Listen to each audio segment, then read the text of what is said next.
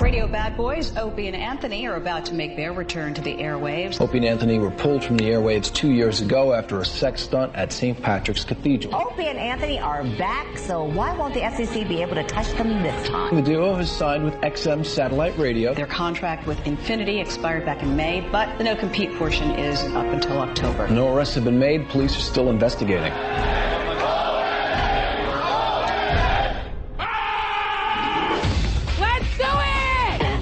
The blonde one, two so-called radio shock jocks. Our society needs borders, needs parameters. You dick! They get their jollies by saying, let's keep pushing the envelope. They were doing what they were paid to do. Shot. Even when there are bucks to be made, there's a price to be paid in terms of the cultural degradations that we do not want to be associated with anymore. Are you adequately prepared to rock? But enough of this palaver. Let's get the show on the road.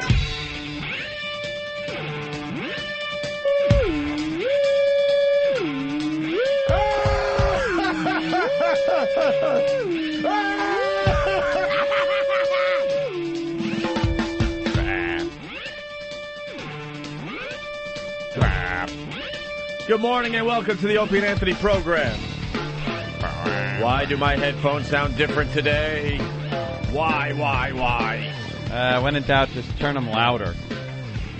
I'm trying to avoid that. Crank them up. How does your headphones sound? They sound okay. Might be something a little more muffled, right? Yeah, what's that about? I don't know. I sound okay, I think. Yeah, it's something slightly not as sharp, not as bright. It's like a little more bass. A little more bass. What happened there, Mars? This might be Any annoying. adjustments made to the headphones? What's that? The old adjustments. What? I reverted back to the old adjustments. Is there a reason? Yeah, they weren't. Something changed yesterday. I don't know why, but there was some change in there. Had to reboot it and reestablish the old settings. Ah. I gotta just turn it louder. All right. Fuck it. Guess in 3-4 days, we won't notice. I guess someone has decided that we need to do this. The headphones weren't right for us. We were very happy for a very long time, and they've been happy for too long. I kind of liked them the way they were. Let's fuck them up a little bit. A little bright. Now they're a little muffled. Yeah, I don't like this at all. It's muffled. It's bassier. There's Yeah. something going on here. You know how I test my headphones? This is a good test. How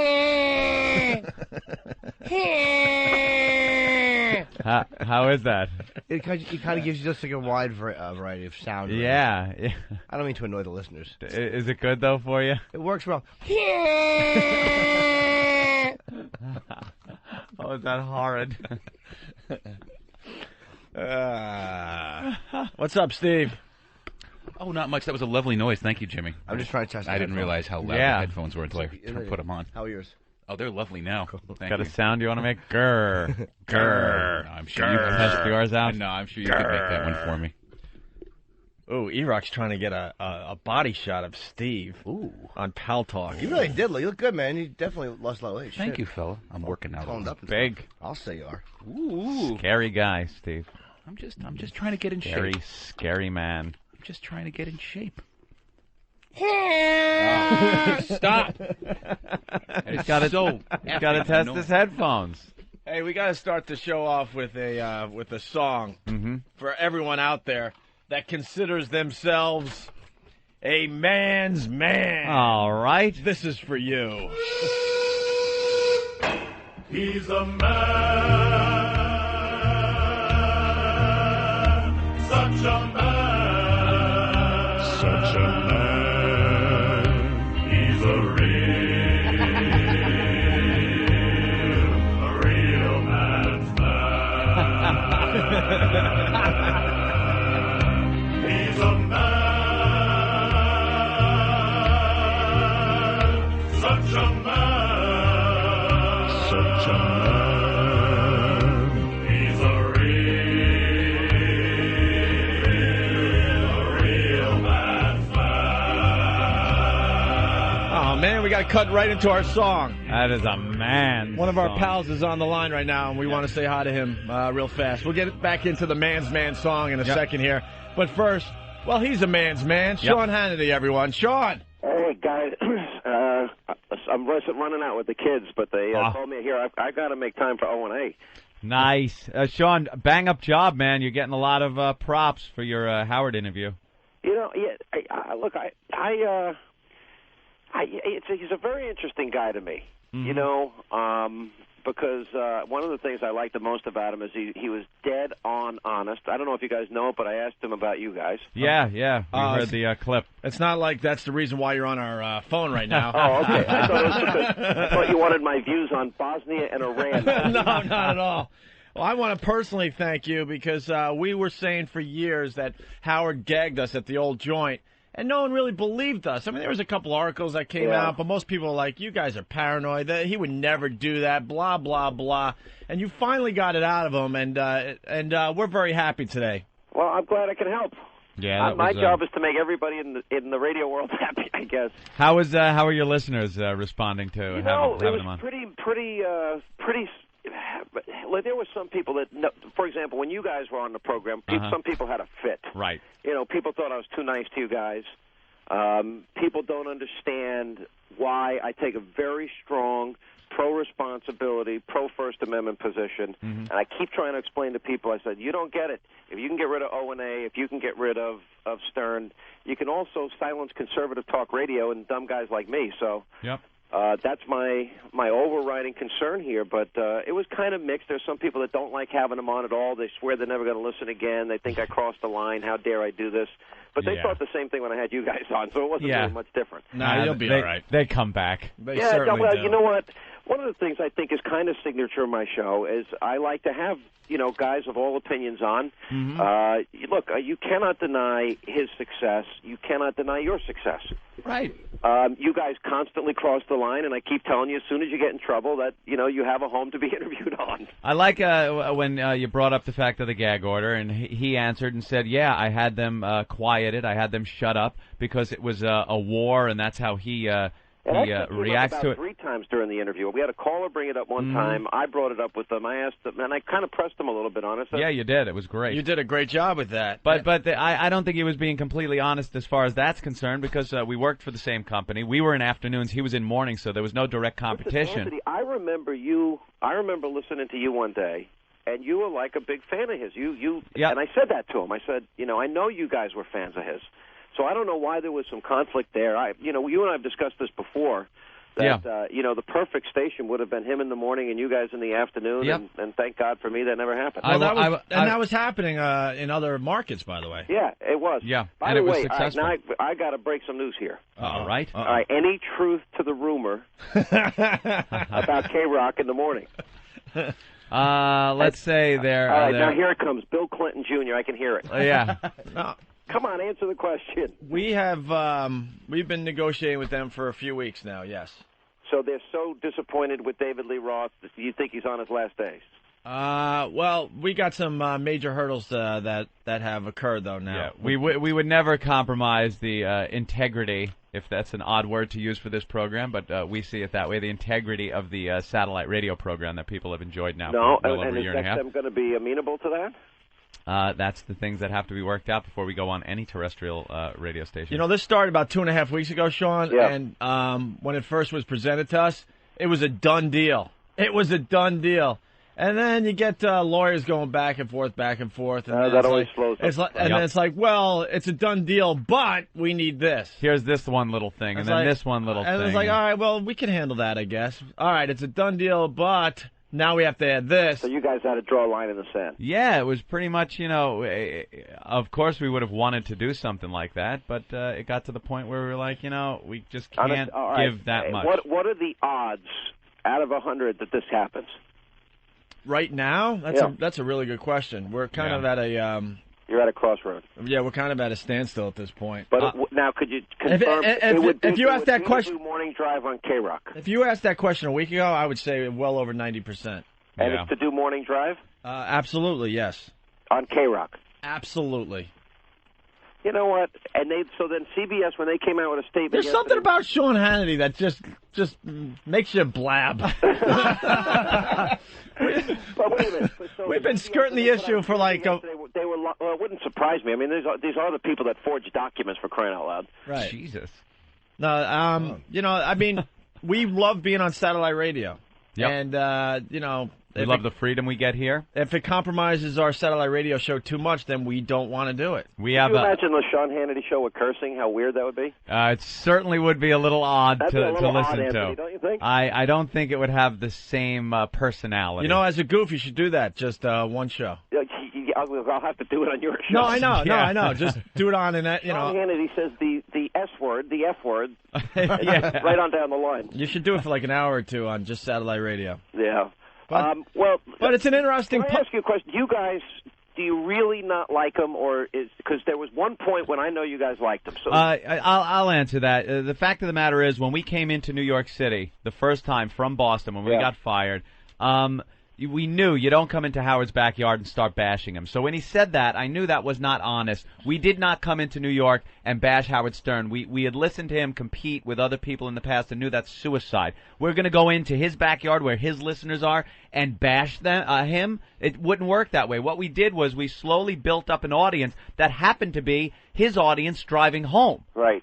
We had a common audience. He saw that somehow as a threat. He saw that there was potential here for the Opie and Anthony show to get an audience and perceived it as some kind of threat to him. Maybe it was because it was in his backyard, even though we were in a different day part. But we didn't start the whole thing. Then we had to start hearing copycat this. And we went into it very fun. We didn't attack him as a human being or anything. It was how we attack a lot of people, through parody. I would do impressions of him and how maybe he's not as close to his audience anymore because he's winging out to the Hamptons in the Howie copter and things like that to kind of chip away at this credibility that he had gained with his listeners. And it worked. It seemed to work. But instead of coming back to us on the air and battling that way like he had with John DeBella and many other personalities across the country. I think the most brutal was with Mancow. We were talking about. Oh, yeah, that was another brutal one. But he went behind the scenes this time. This is something that his listeners, if he's so honest, and he always put things on the air and always would confront people on the air, he didn't. He went behind the scenes to Mel Karmazin himself and had Mel drag us into his office and threaten us with firing if we did not stop talking about him. That is how that gag order got put in place. You got to give him credit. He didn't dodge it when he was asked about it. No. Years later. Let me look at my watch and see how long this has been. I mean, Jesus Christ, Sean, this gag order went down well over 5 years ago. Yeah, 4 or 5 years ago. And I was listening. Gag on your order on you too because I was actually up against you, but it didn't work. You were doing very well, Sean. I was listening to your show yesterday, and that's what was so confusing. Is like, when it comes to competition, and I'm like, Howard, you ass, we worked for the same guy. We weren't your competition. Yeah, do you think he would have sat there or been okay with it if Don Imus, when he first came to New York, when Howard first came to New York, Don Imus put a gag order on him? Look, I'm not defending anybody. I'm not getting involved. But here's the point. He did say, anybody that I view as my competition, absolutely I want to silence him. He couldn't have been more clear about it. I mean, he didn't. How is he viewing us as his competition? Is what I want to say. You know, you guys. This may be a shock to you guys, but you guys do get massive ratings when you're on the radio. Yeah, but he was getting no, Sean. He was getting his massive ratings in the morning. We were getting our massive ratings in the afternoon. And it was the same goddamn audience. And they said something like back in the day that we shared something like 75% of the audience. Mm-hmm. I might be, getting that a little wrong, but 75% cumulative duplication. That's almost unprecedented in radio. Yeah, well, that's what was told to us. If it's a little lower, it's a little lower. I don't want to misrepresent the numbers here. Yeah. But that's what was told to us. You know, I look, off the air, he's as nice a guy as can be. That's what I've heard. He, it's funny because I know you guys off the air too, and people ask me about you two all the time, and I tell everybody, you guys are really nice guys, and you're smart and you're funny, and that some of the stuff you do is just outrageous because you just got this crazy side of you. And I say I'm just waiting for the call. Okay, we're available now. We're in trouble again. No, please. Yeah. We're gonna. I'll never forget Opie apologizing, kind of on my show. He's like, I apologize, but I really don't want to. No, I didn't want to. That's all right, Sean. We've all gotten the same apology here on the show, so. Yeah. Is that right, on occasion? On occasion, definitely. Yeah, by the way, what you did to that poor girl when you threw the stuff off, what was that? Oh, that was awful. Wait, what? What did we do? I was listening one day, and you had this girl on, and you knocked her I don't know, chest pieces yeah, off. she brought a present in. This was a while ago, and Opie threw poker chips at her. Oh, that was I think it was an angry day he had. No, it wasn't an angry day. Her presents were awful. They're from a garage sale. Her presents bothered you. The gift that she gave you out of love bothered you. Yeah. Yes. Why can't it just be the meaning that counts with Opie? I don't know. Where's the present she gave you? I don't know, but I did not throw it at her. I'm sure it didn't make it into your new house that you just moved into. Please, nothing did. No. Well, I got to take the kids to school, but listen, if you guys end up, staying on XM and doing morning terrestrial, that'd be a heck of a development for radio. Well, that's the puzzle that needs to be figured out, and that's why we don't have an announcement yet. So. I think I got more out of you guys than you wanted to say. That's all right. Let him talk. Sean does that. Sean does that. All right, man. All right, guys. Have a good day, man. Sean, what channel on XM are you on? Oh, boy. Well, because I use 124, is it? Yeah. 124 this afternoon with Sean Hannity. The right-wing channel. All right. We want to talk about religion with you a little bit today because they're changing the rules about eating meat on Friday. I'm sure you're going to get into this on your show. For St. Patty's Day. You can't change the rules. No meat. You got to eat. Either you go all the way or forget it. Well, I don't think religion is something that you can kind of put a gray area. All of a sudden, I think God decided that sex outside of marriage is okay. Did he? Yeah. It is not. No, really fast, because we'll give you some show prep today. You should get into this on your show, because... Yeah, a couple of cardinals in a few areas in Jersey, Passaic, and around that area are telling people that because St. Patty's Day is on a Friday, and corned beef and cabbage is such a big thing, and a lot of Catholics... Don't you guys think St. Patty's and churches and all that stuff ought to be taboo now for you guys? Well, we're trying to slowly get ourselves back in the good light. Yeah, we're kind of just trying to wean ourselves off that stuff slowly but surely. Yeah, we're trying to get back into kind of like Dwight graces. Gooden. We're trying to, stay clean. Kind of like Dwight Gooden for the 400th time. Yeah, good luck to you. All right, guys. Thank you, Sean. Bye, Mr. Hannity. He is the man, Sean Hannity. You know the weird thing that they were talking about, too, like with the meat, with the religion? Did you hear that there was now a lot of they're like trying to be moderate, some of the Christians, and they're going that, okay, Christ may have been the Son of God. We're not sure. Oh, yeah. He might have been. Possible. Murder. Yeah, you could kill someone, but you need a good reason. What the meat thing, we all looked at it as pretty ridiculous growing up as a Catholic.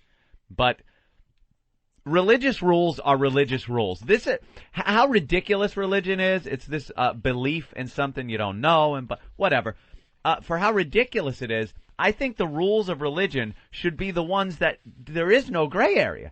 However this is written, that's how it should be. Yeah, humans should not be right. changing This is God's word. The rules that were handed down. Yeah, so you from the mountaintop. You can't change them for your convenience, and it's happened throughout the ages. Now, I might not agree with them, and that's why I'm not like this practicing Catholic, but you can't then bend the rules because St. Patty's Day falls on a Friday this year.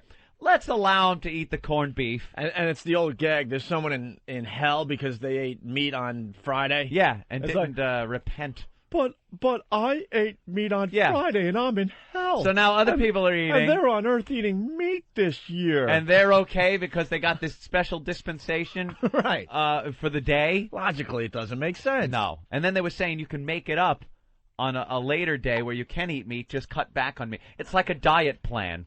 It's like a God diet plan.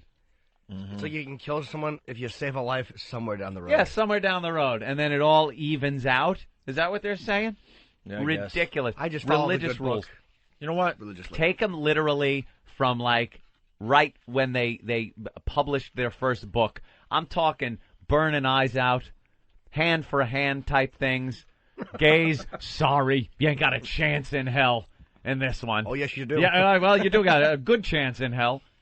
But they bend the rules for political correctness, to make it life more convenient or easier for people. To get more people to believe. More people to believe. Yeah, if it's too inconvenient to get a lot of people. They notice the attendance is down on Sundays. Drop off. How do we get attendance up? You think the church sits there promotion and talks about things like churn rate? Right. We need a promotion. The numbers are down on Sunday mornings. And the one rebel priest always has bad ideas. Blowjob Thursdays. It's not going to work. Right. All right, well, let's listen to some other ideas, and we'll get back to that one. You know damn well the church does promotions. My dogma was so funny with Buddy Christ. Yeah, yeah. That's great. I think that's where I got that from, because I was just watching that dumb movie. Not dumb, it's a great movie. That Kevin great movie Smith, the other night. So, backing up a little bit, oops. There's something about Sean Hannity. All of a sudden, you just start blabbing. I felt like I was on 60 Minutes. I know, it's like humming. I wanted to smoke a big cigarette with a long ash on it and sweat. You ever notice when someone has credibility, they could get a lot out of you? Yeah. If you look at the person, they're asking you questions, and they don't have credibility, you're like, Sean's, he was taking his kids to school, and he was in his Sean Hannity suit. He's in his suit and tie, his hair perfect, gets into his vehicle, children probably in size order lined up as they get into the vehicle, just like the perfect guy. Still getting info out of you. That's the beauty of him. You guys are trying to, we better keep this to ourselves, and he's combing the kid's hair. All right, what's the scoop? And you're telling him on the phone. Blah, blah, there we are. Blabbing and blabbing and blabbing. Yeah. And then, he let us off the hook, but I felt like we needed to just blab more. Blab a little more. That's what happened in my head, and I'm thinking, oh, my God, what are you doing? No. You didn't say anything bad. What's wrong with telling the truth? It is the truth. I mean, if everyone's talking about it, so what? If everyone's talking about it, then you gotta speak. Certainly do. And I don't know. Honestly, I don't know what's going to happen with that anymore. It's not looking as good as it was a week ago, 2 weeks ago. It's one of those situations where we can't really compromise this show. And our listeners have been worried about that. I read the message boards and stuff. I see it. They're worried that if we do something like this, regardless of who it's with, by the way, let me just throw that out there. It's one of those situations where we're not going to ruin the satellite show. It's not going to be ruined. Don't worry about it. We're going to sacrifice it. The basic sticking point was my new bit about every hour I was saying that we should do a whole big pussy fart thing, and they were saying that wasn't going to fly in commercial, and we fought it. Yeah, that we figure is completely acceptable under FCC guidelines. Just thought I'd throw something cute in there. Check your headphones. Hey, is this true? Just my volume. Yeah. Let's go to Flying Standby. Flying Standby. Hey, good morning, gentlemen. Hey. How you guys doing? You kind of moved on a little bit, but I wanted to tell Professor Anthony a little bit about the No Meat on Friday thing.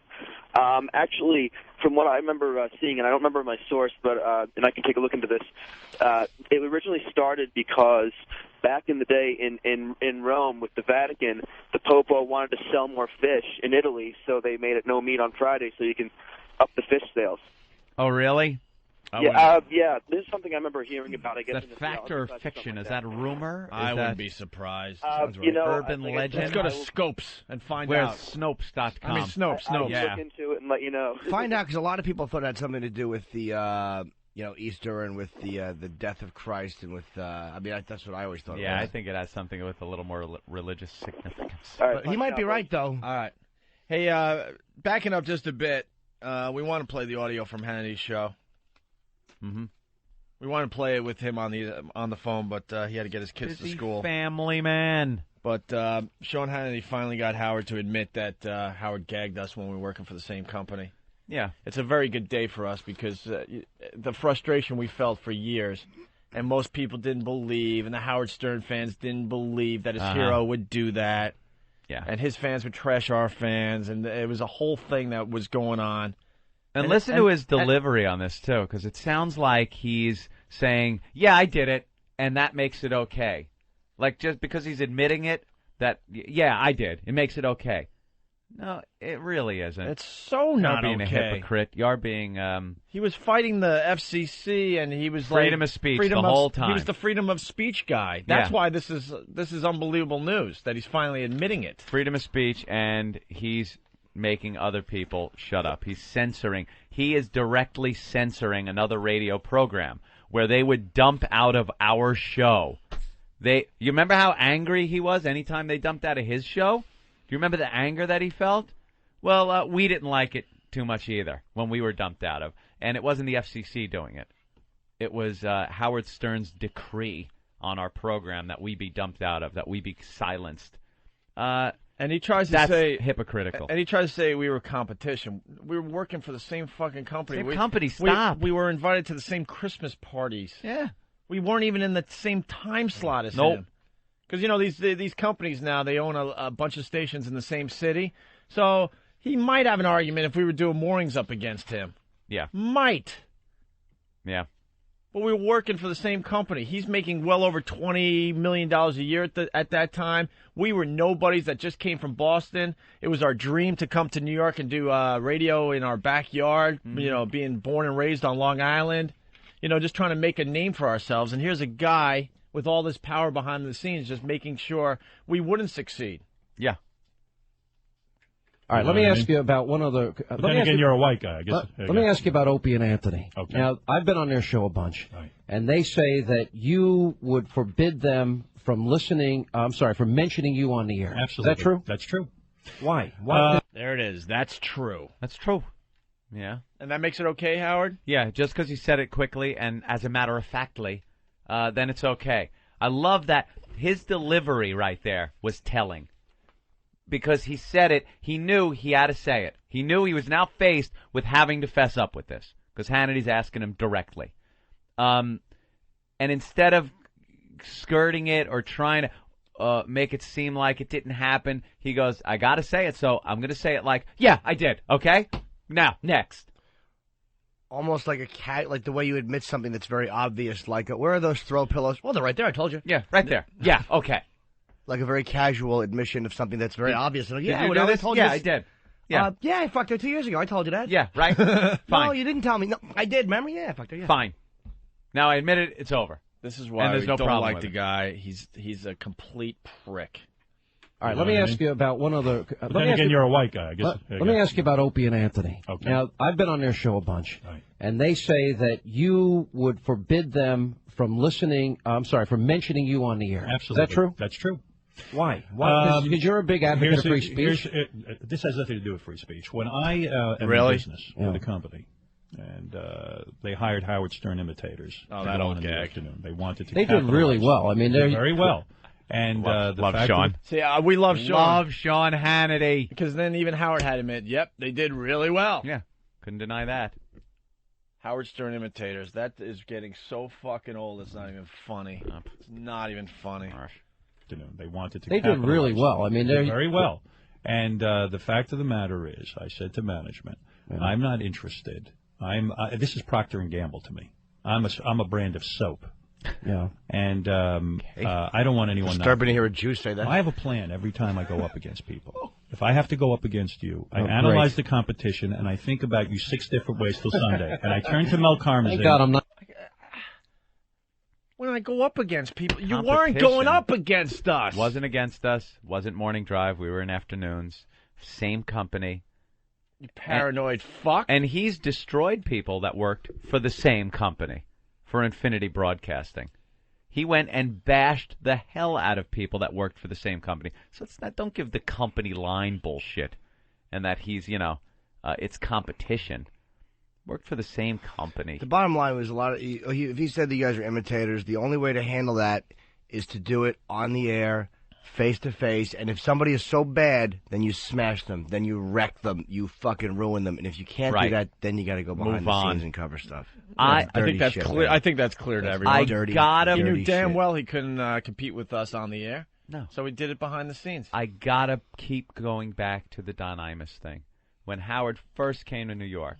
WNBC, the Don Imus situation. Imus was there. Imus was the shock jock of New York. He was. He was the irreverent, crazy, out of his mind, going to get fired at any moment disc jockey back then. And when Howard came in, he's the new guy coming into New York radio for the first time. And if you watch his fantasy movie, Private Parts, you'll see Imus being played off, for a few seconds anyway, as this real prick, Howard wanted to meet him, or he was brought in, and, he said, fuck Howard Stern. Howard bashed the hell out of Imus. Imus never went behind the scenes to get a gag order against Howard. No, Imus just did. He took it on the air, did what he could. Yeah. Goofed on Howard. Howard goofed on Imus. And they worked for the same company. What happened? What happened there? I mean, it's just. And then for what Howard did when we came into town. Now Howard's the premier shock jock in New York City. Here we come into New York. First time we're doing New York City radio as the Opie and Anthony show. And this guy turns around and just gives us nothing but problems with management behind the scenes. Gives us a gag order. And now we're sitting there going, what the fuck? Isn't this the guy that's supposed to be the champion of free speech that took all kinds of shit from Don Imus when he first came into New York? I still remember when Imus lost in the ratings, too. It was like a ratings thing, and it was like, Imus said, if he ever beats me in the ratings, what did he say? I'll eat a dead dog's dick. It was something funny he said he would do if Howard ever beat him. And then Howard beat him. And I remember the line of something Imus was like, well, do you have salt? He was like, he made some stupid admission. But, I mean, that was it was an afternoon and morning thing, originally. One afternoon, one mornings. And then when he finally lost that battle, and he did lose the battle, he just admitted, I lost the battle. And that's why we love Imus, because he has an honesty to his program, man. Yes, he does. And he does. has a sense of humor, and he's still having a good time. He's been around a really long time, and he still has fun doing his radio show. That's the key. We have a blast doing this every morning. Oh, we get angry, and we lose our minds from time to time. But in general, we have a really good time doing this program, and that's the difference. Howard's not having fun anymore.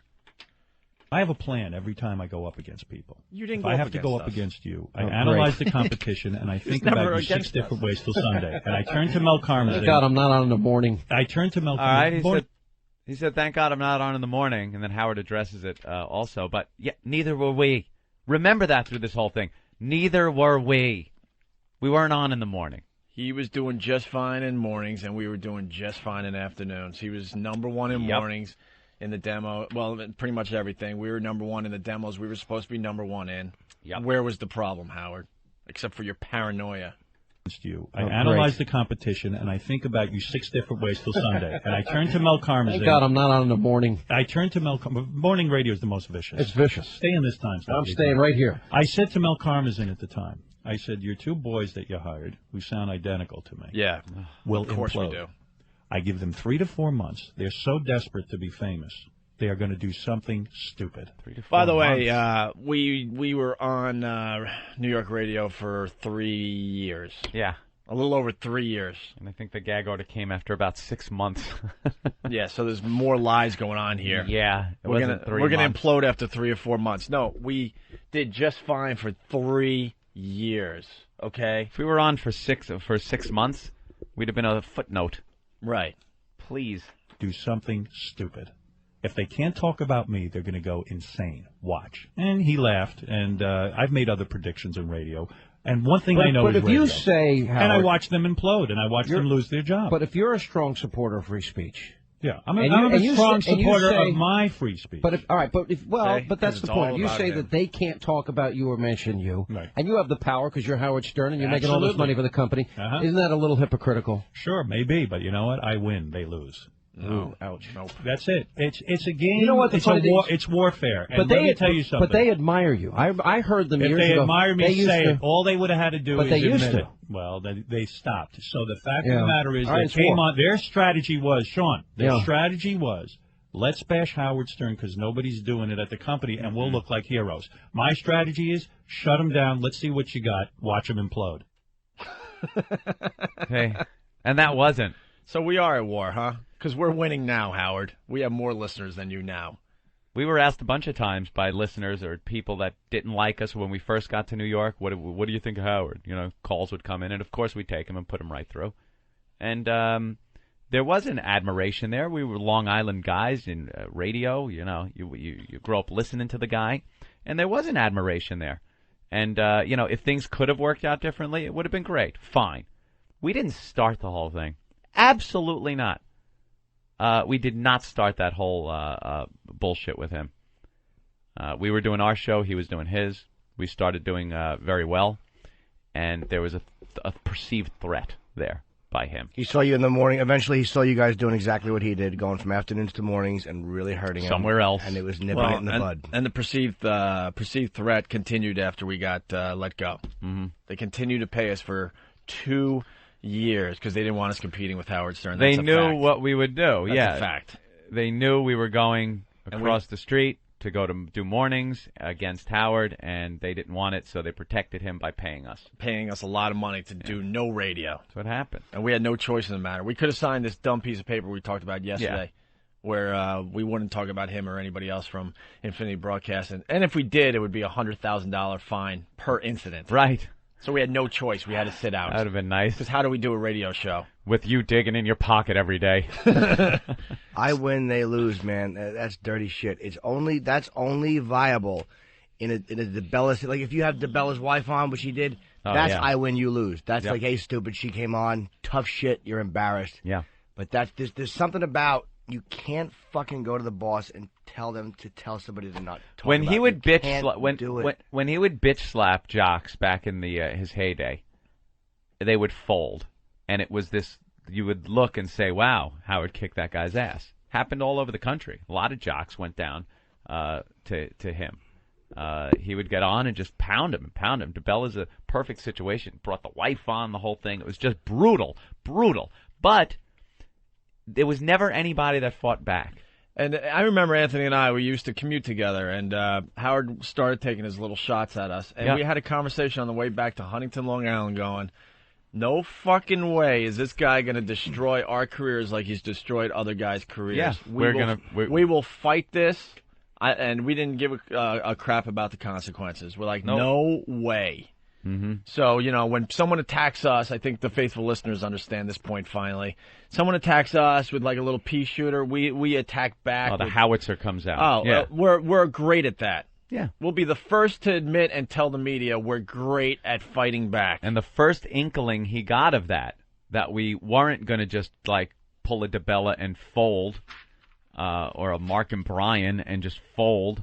Without the ability to fight back. He knew he was in over his head. Yeah. It's like, oh, now what do I do? Well, I'll use the power. That's it. Then he went to Mel.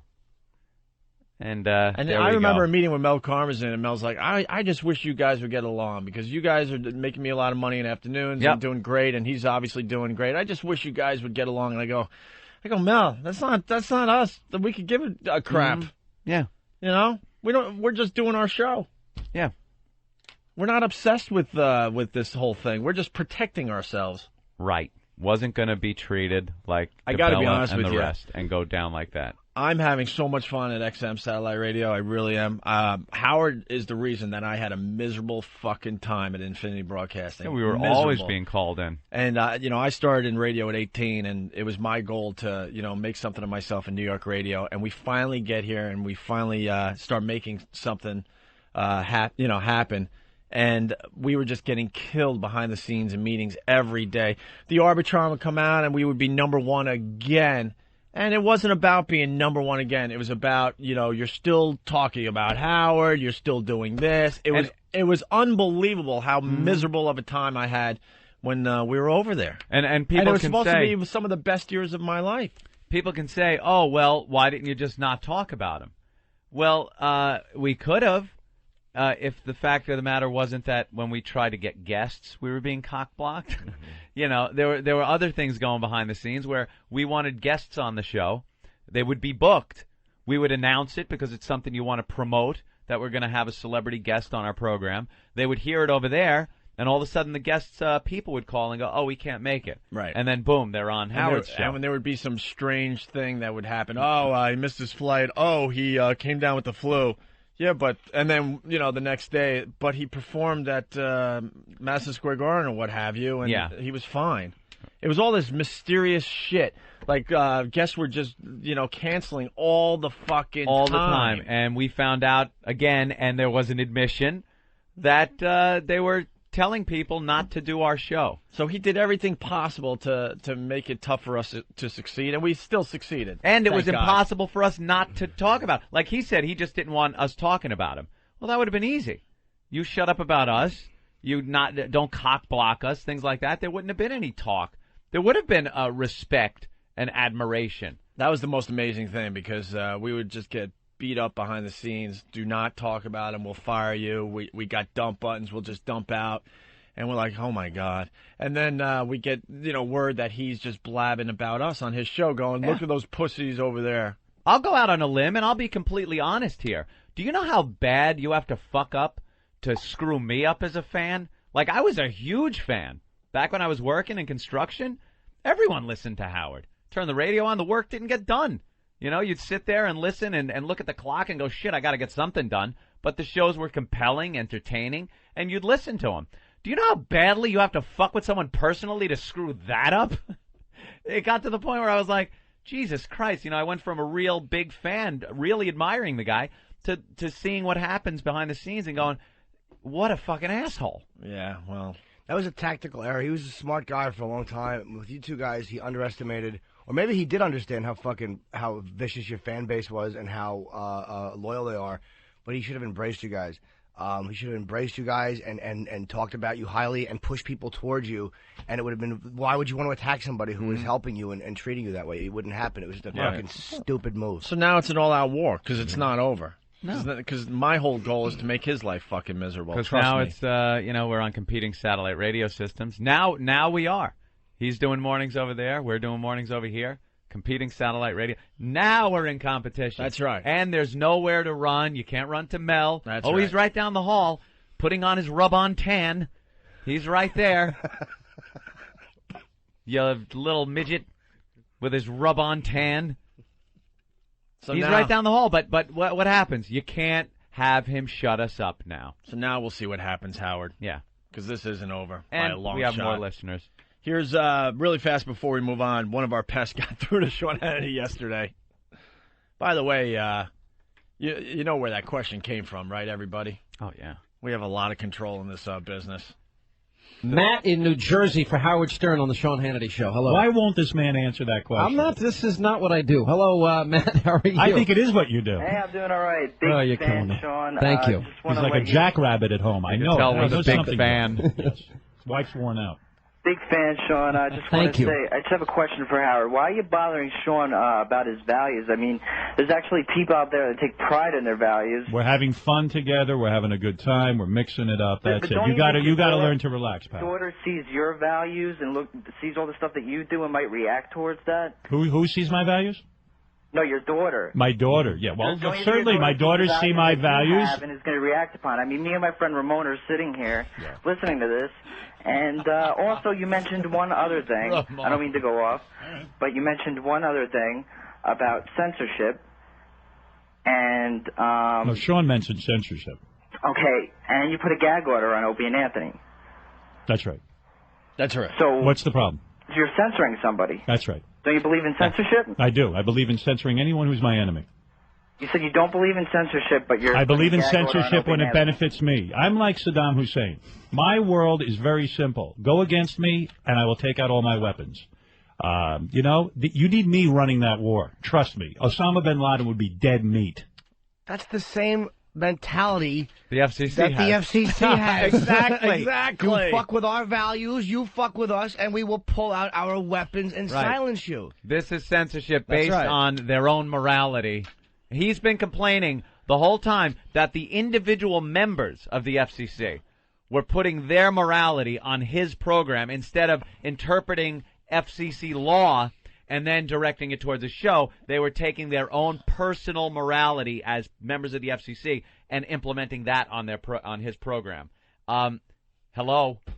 It's exactly what you did. See, and I wouldn't even have, if you're pulling out, you want to say all's fair in love and war, if you admit that on the air the whole time, that's a different, if you say, yeah, this is part of what I do. I'm an ass. This is what I do. This Go is fuck what yourself. I do. Now what are you going to do? Yeah. If you come out and tell the listeners that and you're very honest from the very beginning, then there's something to be said for that. But when you hide it and pretend it's not happening, that's just, it's And dirty, when your dirty whole shit, thing, the biggest thing that he has been known for over the years is to be this champion of free speech. He's one of the downtrodden, the oppressed, and he's out there fighting the good fight for everybody, for free speech. And then, I shut him up. Yeah, what? What do you want? I want to know why you're such a hypocrite. Yeah, that audio is going to end up hurting him big time. Yep. Big time. Have fun. All right. So there you go. That was a big day for us yesterday. Thanks to Sean Hannity once again for getting into that discussion. At least his presence over there is driving the stock price up. Oops. 52-week low for Sirius satellite radio. They weren't worried about it. dipping into the fours. It is now way through the fours. Was it 9-something at one point? 4:45. Who bought it 9-something? Anybody? I want to laugh at you. Who bought? Opie, you didn't. I was waiting for it to hit 10.50. I bought some at I think like 5 and change at one point, and I still own it. I don't care though. I don't care. No, you know what it is? It's so bittersweet because if it goes up, I make money. But if it goes down, I get to go. And you know why you don't care, Anthony? Why? Because you are a man's man. I'm a man's. I only wish there was a theme that I could have that could play when I felt like such a man. When you're drinking your Miller Lights. Right. Let me pop open a Miller Lite. And checking your stocks. And, no, that's kind of geeky. Checking my stock cars. That's a man's man. Very good. You're learning. A little Miller Lite, a little stock car racing, chasing broads, and maybe hearing a song. Is there a song that... Absolutely there is. To everyone out there that considers themselves a man's man, this one's for you. Yeah. Turn it up. Work, whistle. He's a man. Yeah. Such a man. Such a man. He's a real man's man. You ever seen a grown man naked? He's a man. You like movies about gladiators? Such a man. Have you ever been in a Turkish prison? He's a real man's man. He's a real man's man.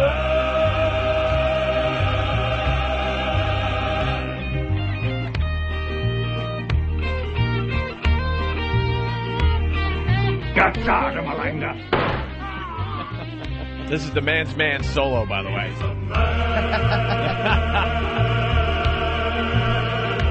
Such a man. Such a man. Sing it, everybody! He's a real man's man. No one made me laugh so hard yesterday. My CD? Well, of course, Jimmy. When we were doing that whole stupid Bubba the Love Sponge thing. Fucking phony. He wants to fight me. I told him where I'm going to be Friday, and he's already backing out. Yeah. We're going to be at the Hard Rock Cafe for our St. Patty's Day broadcast. Show up. It's going to be fun. And it was getting all down and dirty, and I go, well, I want to respond in song.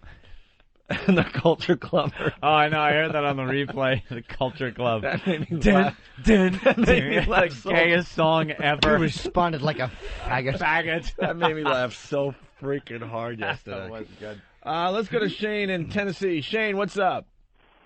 Yeah, OA, wispy ass. I was going to ask you what your call was like with Imus there. Oh, my God. That's a Any great Imus? question. Well, first of all, we got the audio from yesterday. I guess this is our other radio jock segment. Okay. This is Imus on his program yesterday. 24 after the hour here on the Imus Morning program on the radio all over the country and on MSNBC. Hey, Bernard. Yo. Ask Julie if she still has Opie's phone number. I know he called me a while back, and yeah, I'll return it now, the call. I forget when it was, about a month ago. Sufficient time has elapsed? No, I need to talk to him. I need to get them to come to their senses, both of them. Come to their senses, both of them. Fantastic. I love that guy. Dude, he really You makes hear me the laugh. sense of humor there? Well, Yeah. he called me a few months ago. It's about time I returned the call. It's so fucking What a good, prick. man. So there was all sorts of things going on. There was IMs going on and phone calls being made, and it was reported that Imus was going to call Ben's phone at 11:05. Right. So we're all just sitting around the phone waiting for Mr. Imus to call us. The I-Man. And the I-Man stood me up. Oh. Anthony gave up. He had new house shit to get to. Jimmy gave up. And I'm just sitting there like an anxious little fella waiting to hear from Mr. Imus. And I sat and I sat And I sat, and I'm checking the time on my BlackBerry. Oh, and I sat. Poor Opie and I sitting sat. there. Oh. How long did you sit for? I was stood up. About a half hour to 40 minutes. Oh, that's and maybe sad. I was just giving us some time to Right, wind down after sad. the show. Yeah, you start thinking, well, maybe he was pulled into a meeting at the last minute. Yeah, that's it. He'll call today, though, I bet. I felt like a little girl being stood up or something. It was pretty awful. That hurts. So it's New Year's Eve. You're looking at the clock. It's 10:15. Well, maybe there was traffic. Look in the mirror again and adjust yourself. So I don't know. Maybe we could find out if Mr. Imus is going to call us today. We tried calling him on his show, and he's like, "Oh, guys, do not do that." He's not going to call. But I want to hold out hope that Mr. Imus is going to call me back. He's never calling. He's going to call me back, isn't he, Anthony? Opie, you got to move on with your life. Are you sure? Yeah. He's just not going to call. I didn't get much sleep last night because I'm thinking about how the phone call is going to go. It's like you got like he's your big brother. Well, it's good that we finally have someone in the this Big Brothers organization. It really is good that we have someone in this business looking out for us finally. Yeah, I mean, he wants to talk some sense into us, but then he doesn't call. I think he wants us to shut up about the whole CBS thing, but then and we actually had a discussion this morning, Anthony and I, like maybe we should not really. Let's just let that lie for a little while. Yeah. And then Sean Hannity asked one Gets simple it right question, out of us. and we're just babbling idiots again. That's fine. You know what, dude? There's nothing. You didn't say anything awful. So what? Everybody talks. Their companies, people talk. Is it a surprise the guy's bombing that maybe your names are brought up? What? That's not a big shot. Right. Yeah. You know what? If Imus doesn't call, I foresee a horrible scene. Opie in platform shoes on the Verrazano Bridge with Imus going, come on down from there. Come on. You didn't call me, I-Man. Why didn't you call me, I-Man? What are you doing? Come on down from there, Opie. Opie, what? Double Jake, get around and try to get Opie off the bridge. Look, I-Man, I'm dancing. Yeah, that's wonderful. Opie, come down from the bridge. Yeah, jerk. Yeah, I didn't. I was busy with my own program. You didn't call me, I-Man. You didn't call me. Come on, get back in the car. We'll go out. I-Man didn't call me. Opie jumps. See, now you're a cunt.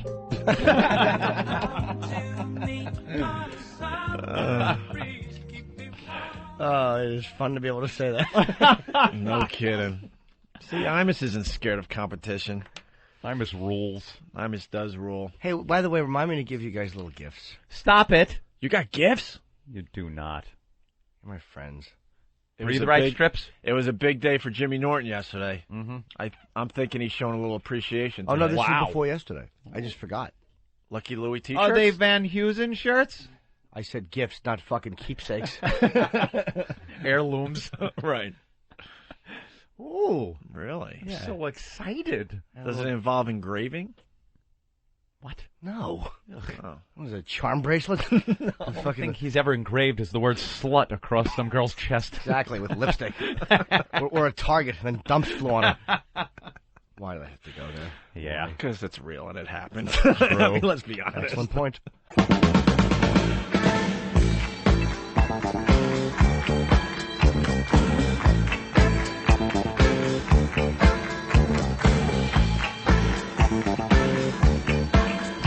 Oh, by the way, it's Whip 'em Out Wednesday on the Opie and Anthony program. We have Token Gay, right? Who wants to explain the WOW concept for the rest of the country. Token Gay, take it away. Well, good morning, Opie and Anthony, and welcome to another fine Whip 'em Out Wednesday. If you want to see boobies, all you've got to do is slap a WOW sticker on your car, truck, etc. If you don't have a WOW sticker, you can get one by going to opieandanthony.com or sending a self-addressed stamped envelope to Opie and Anthony WOW Stickers, 111 West 57th Avenue, New York, New York. Insert zip code here. What you do then is slip the sticker on your car, and when the ladies see the sticker, they will show you their beautiful boobies. And when you do get wowed, give the Opie and Anthony WOW line a call at 866-WOW-ME-05. And as a side note, you guys need to institute Whip It Out Wednesday for us gay guys. The church doesn't allow it. That's right. We're not going to change those rules. We're not changing the church rules, sir. Damn it. Well, happy birthday, Jimmy. Can't you... And hi to everybody on Pal Talk. Can't you whip it out? No! My health won't allow it. Does gay guys enjoy the old breasts no matter what? It depends. You know, I don't mind seeing a good set every once in a while, you know. It's one of those things. You see a naked girl, does it do anything? Well, if I see the bottom half, it makes me vomit. All right. What about turned around? Like, do you just think maybe it looks like a young boy's ass or something? You know how gay guys... Let me interrupt you. Here's how gay guys look at a naked woman from the bottom down. It's like when you drive through your old neighborhood, and there was a mall there, and now it's just a lot, and you're like, wait a minute, what's going on? There's something not here that's just missing that was very useful to me. All I see is a lot of brush. Where's the old Hempstead lady's house? Old lady Hempstead. All right, Token. Jimmy's right. It's got to have the cock. Oh. Even the gay guys don't enjoy Whip 'em Out Wednesday. Yeah. That's what we're getting at here. Thank you, Token Gay. All right, y'all have a good one. All right, Anthony had a very good observation. This Pal Talk thing is taking over this radio program. This radio show used to be just a 4-hour experience. Now it's just around the clock. Yep. The Opie and Anthony experience continues around the clock. When the show ends, you can go on Pal Talk or numerous message boards or anything, and it continues. The relationship between the listeners and the program continues. And they're hanging out at my brother's place. Yeah. It's like a whole thing that's going on. They have a hangout online, a hangout if they want to be part of the real world. Yeah. But what I'm getting at here, you notice that Stalker Patty has a Pal Talk camera. I'm looking. I see Stalker Patty up there. All in the corner? Yeah. Well, off center? Her whole place is a corner. I just looked at it. It's awful? It's horrid. It's a horrid little cracker box she lives in. And, yeah, Patty has a camera and an account. And if you notice, she's got a green account, which means that that's the one that you pay full price for. You get all of the benefits of being a full paid member of Pal Talk and a camera. Now, recently, our listeners had put a charity together because Patty was going to be kicked out of her apartment. She was she had a bunch of back payment to make on the rent, and the listeners came up with a bunch of cash and gave her money. Yes. Which we made her earn by crawling on her hands and knees naked through mousetraps, blindfolded, until she found the checks. Yeah. It was fabulous. So she got the money and apparently spent a little bit of it, I see. At least on a camera and an account. I think she uses us, to be quite frank. Look at her. And now she's holding up her cat. She's got her cat in there, but I think maybe misappropriation of funds. That's right.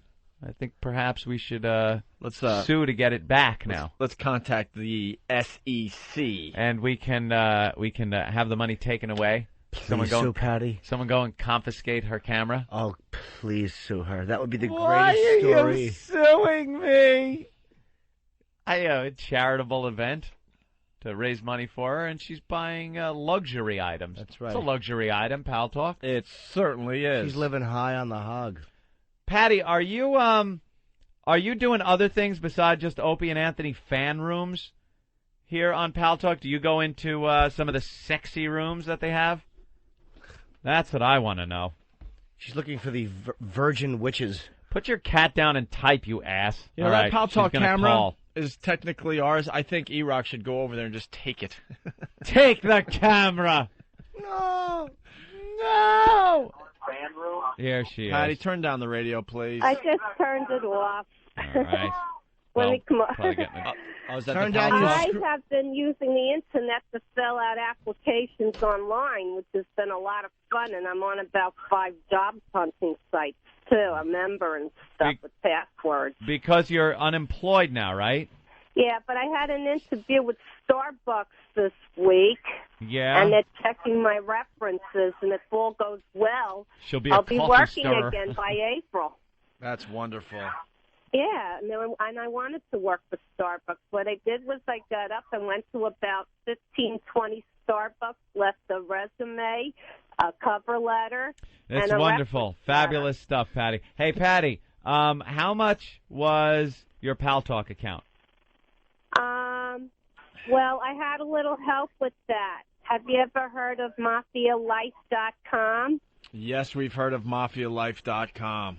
Yeah. Well, he gave me my account. Oh, look at that. They've People all been at me to get a Hence green the name free for plug like a for month now. MafiaLife.com. Right. And what about the camera? The camera, well, Generoso had an extra one, so he just mailed it to me because he didn't need it. Yeah, obviously this camera's from like 1999. Yeah, it's an old one. It looks like when you put a nickel in the Nickelodeon and turn the crank. Patty does a little dance in black and white. I happen to love my camera. I think it's awesome. Your camera stinks compared to everyone else's cameras. Why don't you just take Polaroids and hold them up?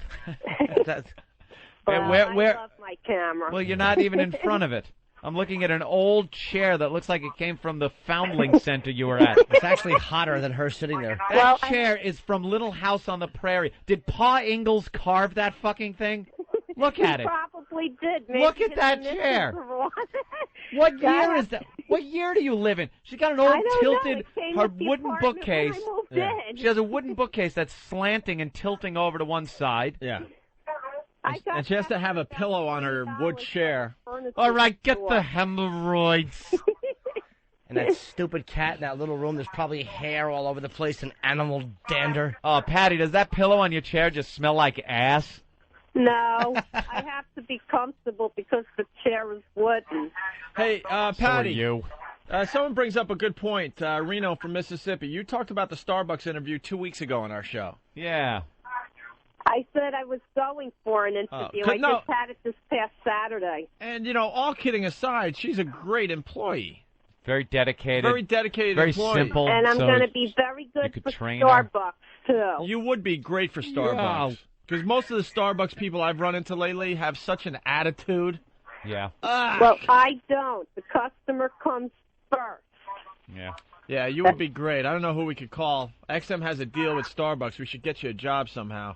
I want to get hired. I really do. This place is only a block away from me. Yeah, Patty wants to work. Patty before. definitely wants to work hard. She doesn't want to just sit back and collect, checks from the government. She really wants to work. And she would be a great employee. What a gal. Well, if you know anybody from Starbucks, tell them that, because I really would love to work there. What happened to Godiva? Did I miss something? She got the boot. Why'd you get the boot, Patty? Well, because new manager equals a little conflict, I guess. Actually, I don't want to talk about those people. It's easy to do, radio with Patty and just make fun of her.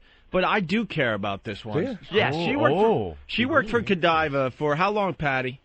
5 years almost. She worked for 5 fucking years for Godiva. Dedicated employee, would show up early, would do whatever they said. That's right. She and clothes and stuff when nobody wanted to. All right, shut up, Patty. I'm trying to help you out. I mean, it's so easy to turn me. Don't you understand that? I'm on your side. And then, Thank you. And then she would bring gifts in here, but she wasn't stealing the gifts. She would work up what? She would. We got our. I used my employee discount. And then she, every once in a while, for doing a good job, you would get a certain amount of money that you could spend on chocolate, whatever, and she would use that to bring us gifts. She was a perfect employee. Well, they get a new management team at the store she was at, I guess, and they fired her. For what? For what, Patty?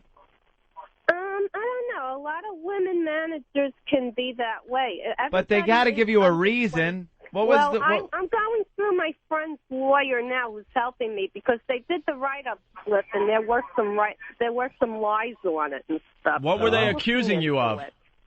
Oh God.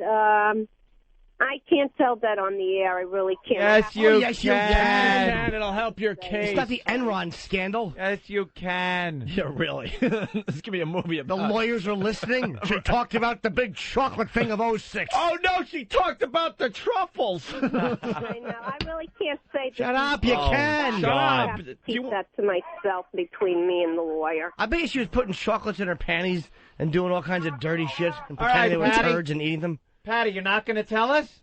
I'm not allowed to. All right. You've just been bounced from the room. There you go, stupid. There you go, Patty. There it is. Bye-bye, Stalker Patty. Bounce. Wait a minute. And now I'll put you on the ban list so you'll never get in unless you tell us what happened. All right, I'll tell you. What happened, or you get banned. See, don't you understand? Anthony has found a way to be God. That's right. He wins, you lose. Right. I'll tell you what happened. All right, what happened? But I got to be very careful how I word it. Go ahead. Just okay, there was one thing about me and a customer, but I didn't have anything to do with why they went to another store to shop from.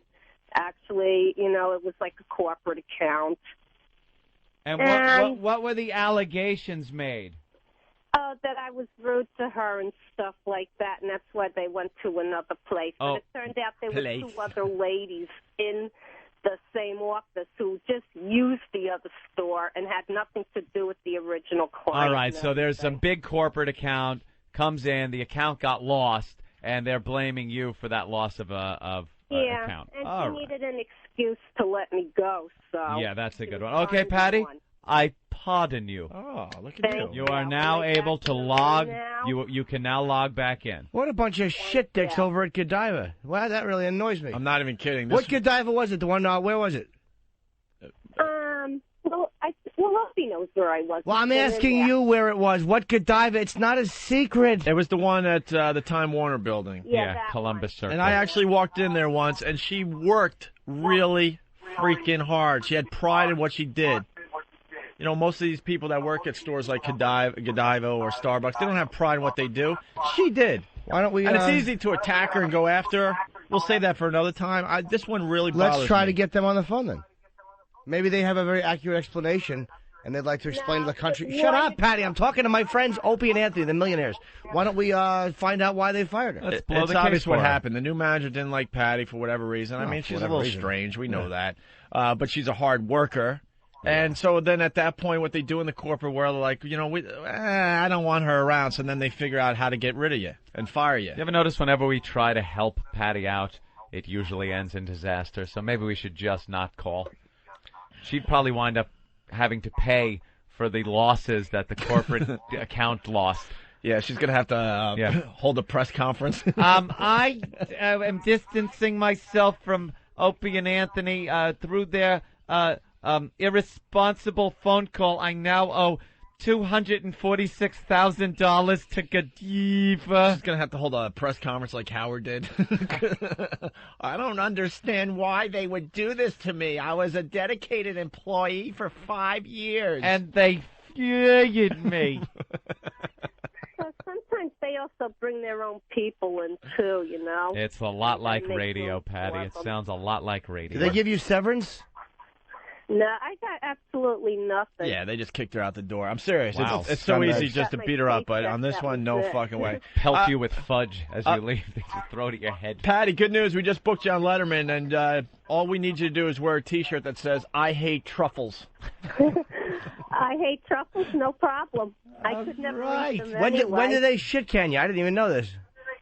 It was January 6th. If I get to stop at Starbucks, that means I found a job in less than 2 months. We understand what the month math is, yes. 2 months? Yes. And but if you don't get one until next month, it'll mean it took you almost 3, right? Yeah. Yeah. And that would be bad. Real bad. Or more in the unemployment office when I go there for counseling and stuff. How's your rent? So far, so good. I just owed this month's rent, and I paid a half of it already, so I'm fine with my rent. I'm doing very well. All right, Patty. Anthony did want to ask you, what rooms are you hanging in? What room? Yeah, where do you go, aside from the Opie and Anthony room, Opie and Anthony Live? Oh, I go to the virus room a lot because it's smaller. Yeah, but have you gone to the adult, some of the no, sex... I haven't explored those sites yet. Patty, you can go there now and in the comfort of your own home see male junk without having to worry about it attacking you. Why don't you go look at a penis? I guess I'll try that tonight. No, we want you to try it right now. Try it right now, okay? I'm going to log on, all right? All right, I'll try it right now, but it means I got to close out of the room and stuff. We understand. Yeah, we understand do that. what it takes. And, Patty, turn your goddamn volume on your computer down. I just about figured out how to turn it up. I don't really know much about computers. You could have stopped at, I don't really know much. That's right. I do know one thing. I am interested in a computer program up in 125th Street where they give computer courses for free. Yeah, they They certainly do. My horizon. Because they want you to bring your own computer up there and Right. then they hit you over the head with it and take it. Yo, man, I teach a computer course. I will. They have classes with computers in. Yeah, I wonder where they came from. The last person that brought their computer to the lesson. There's cranberry sauce on my keyboard, and it's so sticky. It looks like ketchup. Yeah, Patty, we're going to teach you COBOL. Yeah. We got to. Is that a 1980s concept? Actually, it is, Patty. Very good. Now, Patty. Yeah. Go ahead. Are you logged on? Oh, right now I am, yeah. By the way, Patty, as Anthony gets you in one of these rooms, seriously, do not take a computer course. No one takes computer courses anymore. No. They have made it very easy for you to just figure it out on your own. Yeah, but I want to know how to do Quark and Photoshop and how to do all the little tricks with the computer and how to fix problems and stuff like that that you might have. All right, then go up to 125th Street and risk your life to be able to freaking. I've been up there before for different reasons and stuff, you know. Patty, you're logged on?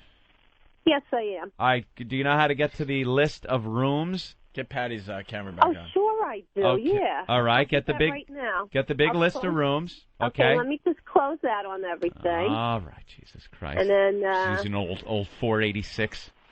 She's the all right, now monochrome monitor. All right, now you got the rooms. to browse video chat rooms. What do you? What do I adult do? contact on. Patty. Adult context on. Okay, browse video chat rooms. Adult Adult, right? Okay, Now you see playground. playground. Let me see. Force the Rust, lustful ladies. Are you in adult? Oh yes, I do. I see playground. All right, click on playground. Okay, I just did. All right. Now, All right. Now, Orgasms for us. now, okay, Patty, Anthony. you got to listen to me. Yeah, preview some of the cameras. So Do you see? Do you see porn, perverts, pervettes, flicks, and Yes, cams? I do. All right, get Yes. into that room. All right, All right. doing it. All right, you're in there. Now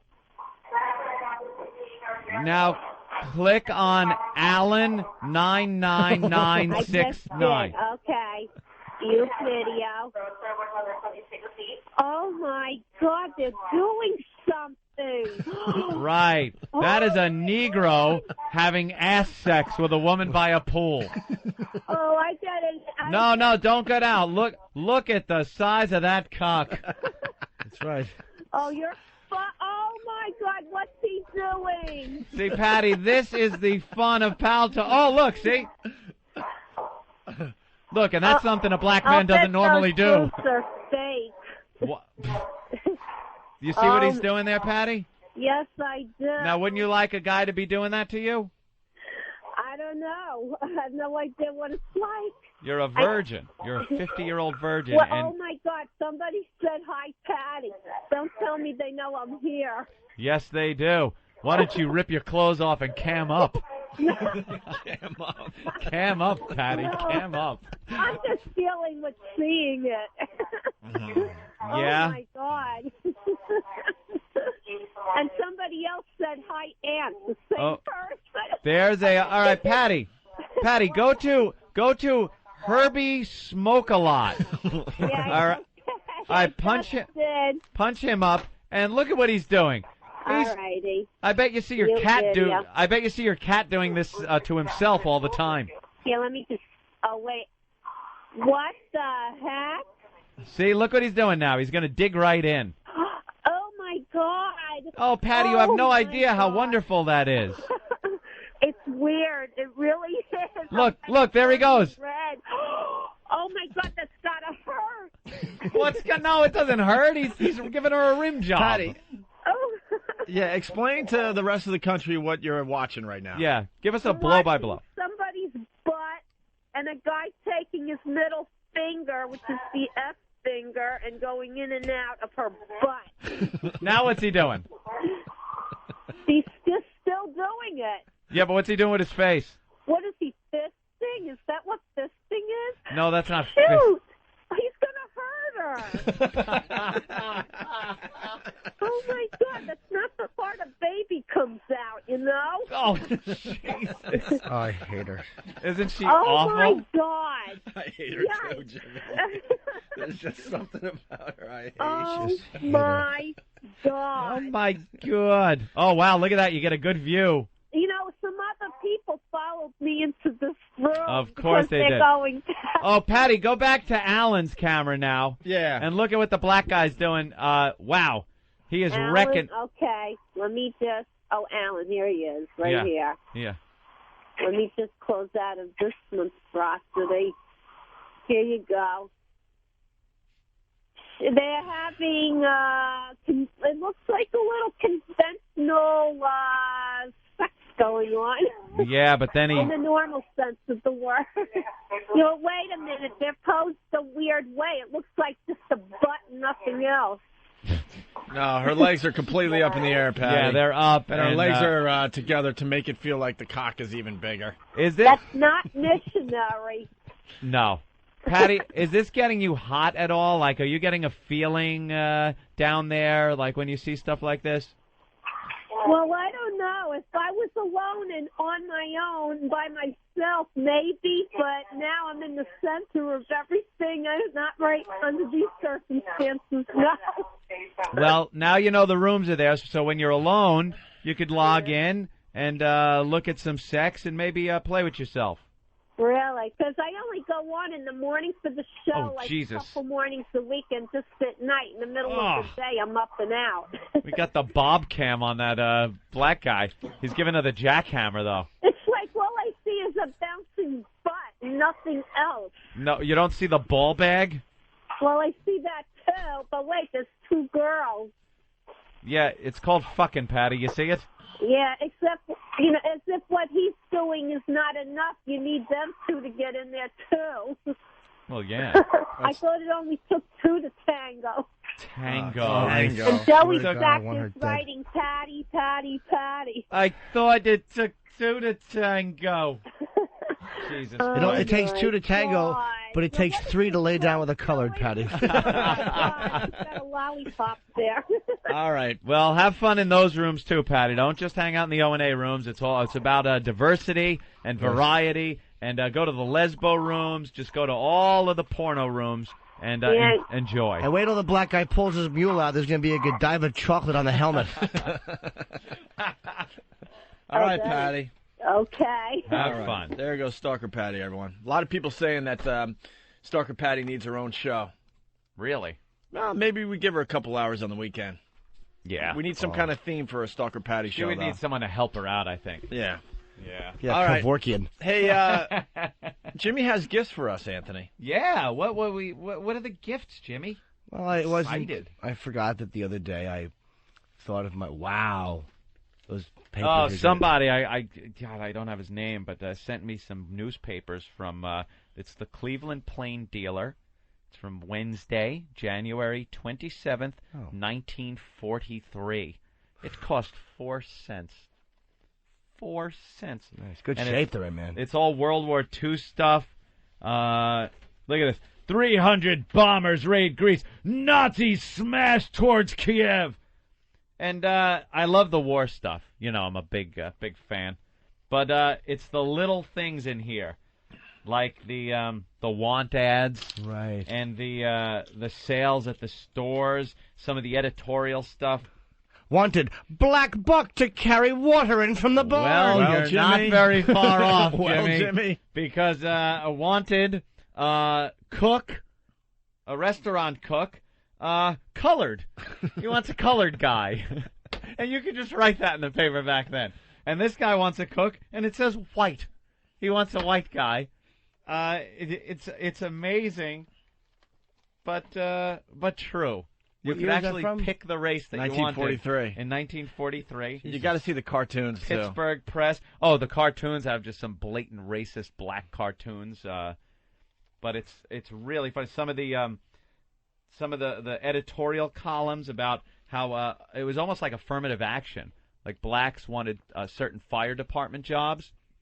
And this one guy talks about how discrimination is not a good thing unless there's a reason for it. He says he like prefaces this whole thing about like discrimination isn't that good of a thing unless of course it's a good thing. Lots of ads for cigarettes. Okay. One of which is done by a former Olympic skier who now trains the ski patrol for the Army. And he's talking about how great it is to light up a Chesterfield because it's smooth on the throat. And as he trains the troops, he likes smoking Chesterfield. Imagine skiing, being an Olympic skier, and you're endorsing a cigarette. Only in 1942 That was 25 and years before I was born. It's very weird when you think of the world before you think it didn't exist before you showed up. Yeah, and it'll continue to exist long after we're gone. Oh, Not if I long have my after. way. Look at this. See that?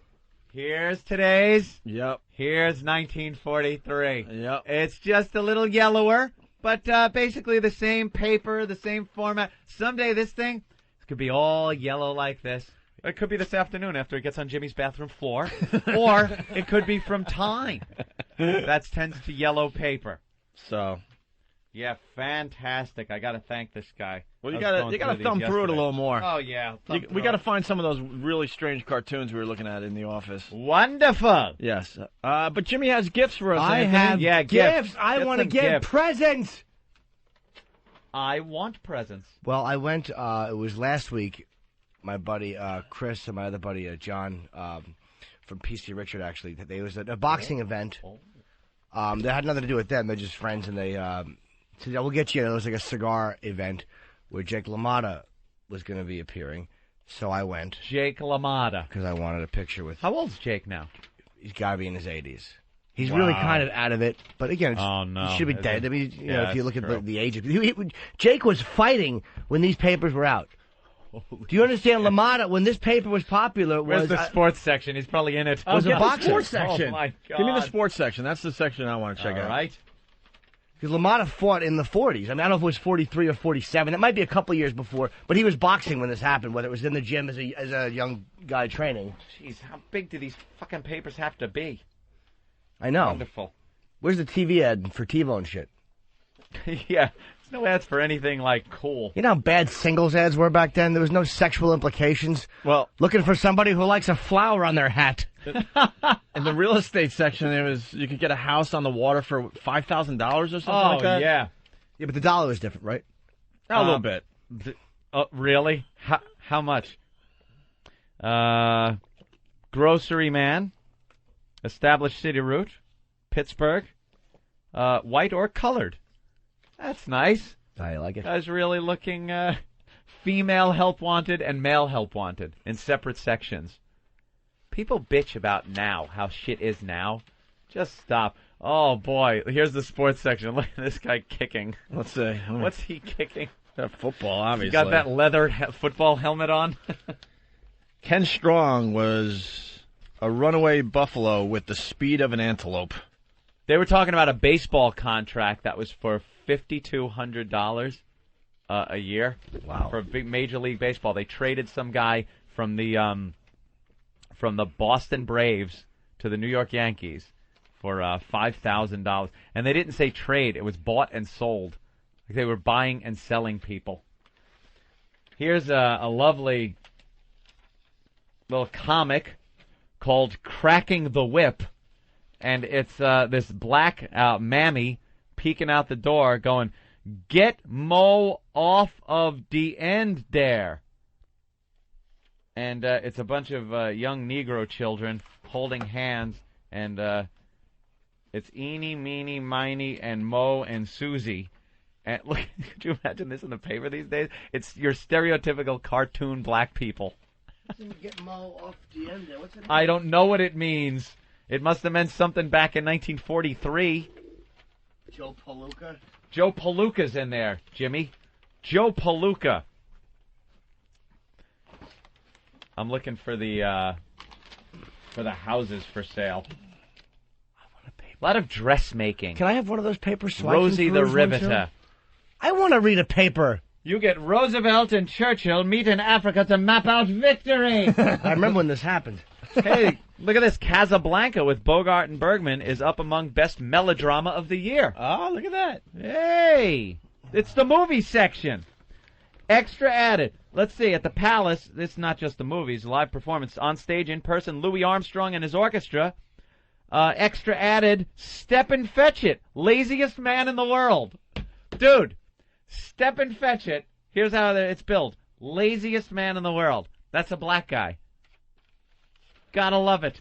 The good old days. Fred Astaire and Rita Hayworth. You Were Never Lovelier. That's playing tonight at the Allen Theater. And then, what do they got? Jap food? Jesus, this is and Chinese food? Ads? I wouldn't go to a Jap restaurant back then. It's the enemy. Keep an eye on them while you eat. I can't wait. I guarantee there's a post going right now. Good radio, guys. Reading the paper. Reading the paper. Yes, we read the paper on the radio. That's fascinating, though. Yeah, get one yourself. It's the Cleveland Plain Dealer. Play along at home from 1943. Boy, look at the science. Look at this. This is a one-page ad. These were big papers, too. They were huge. Like, they were twice the size almost of the Post each page.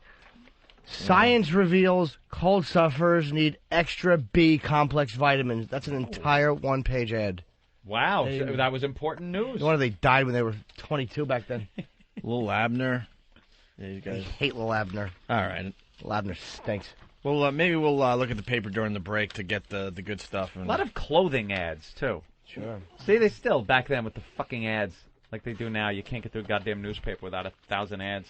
Jimmy, I gotta take a leak, so could we do the gift thing after the break? I think that's a good tease. Hey, here's how you set the tease up. I'm getting good with radio.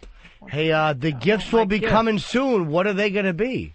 I want my gift. No, I don't like that. That was a tease. People are on the edge of their seats. Maybe use the word unwrapping. What? Because it's a gift and we'll be unwrapping it, or... But it's not wrapped. I can't... Why? How about this? Pretty soon we'll be in the presence of presents. That's good. I'm coming down to the ATL. That's right. Hot Atlanta. Jim Norton heading down to the Punchline Comedy Club. March 16-18. That's this Thursday, Friday, Saturday. Box office number is 404-252-LAUGH, L-A-F-F. That's 404-252-LAFF. March 16 through 18. Thanks, Steve. What's this note say? Atlanta has... Yes, it does. And I'd appreciate it if none of them came to my show.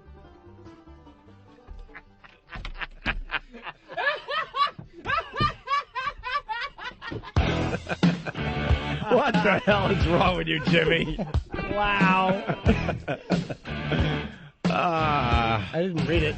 You're checking out the Opie and Anthony program. It's Whip 'em Out Wednesday.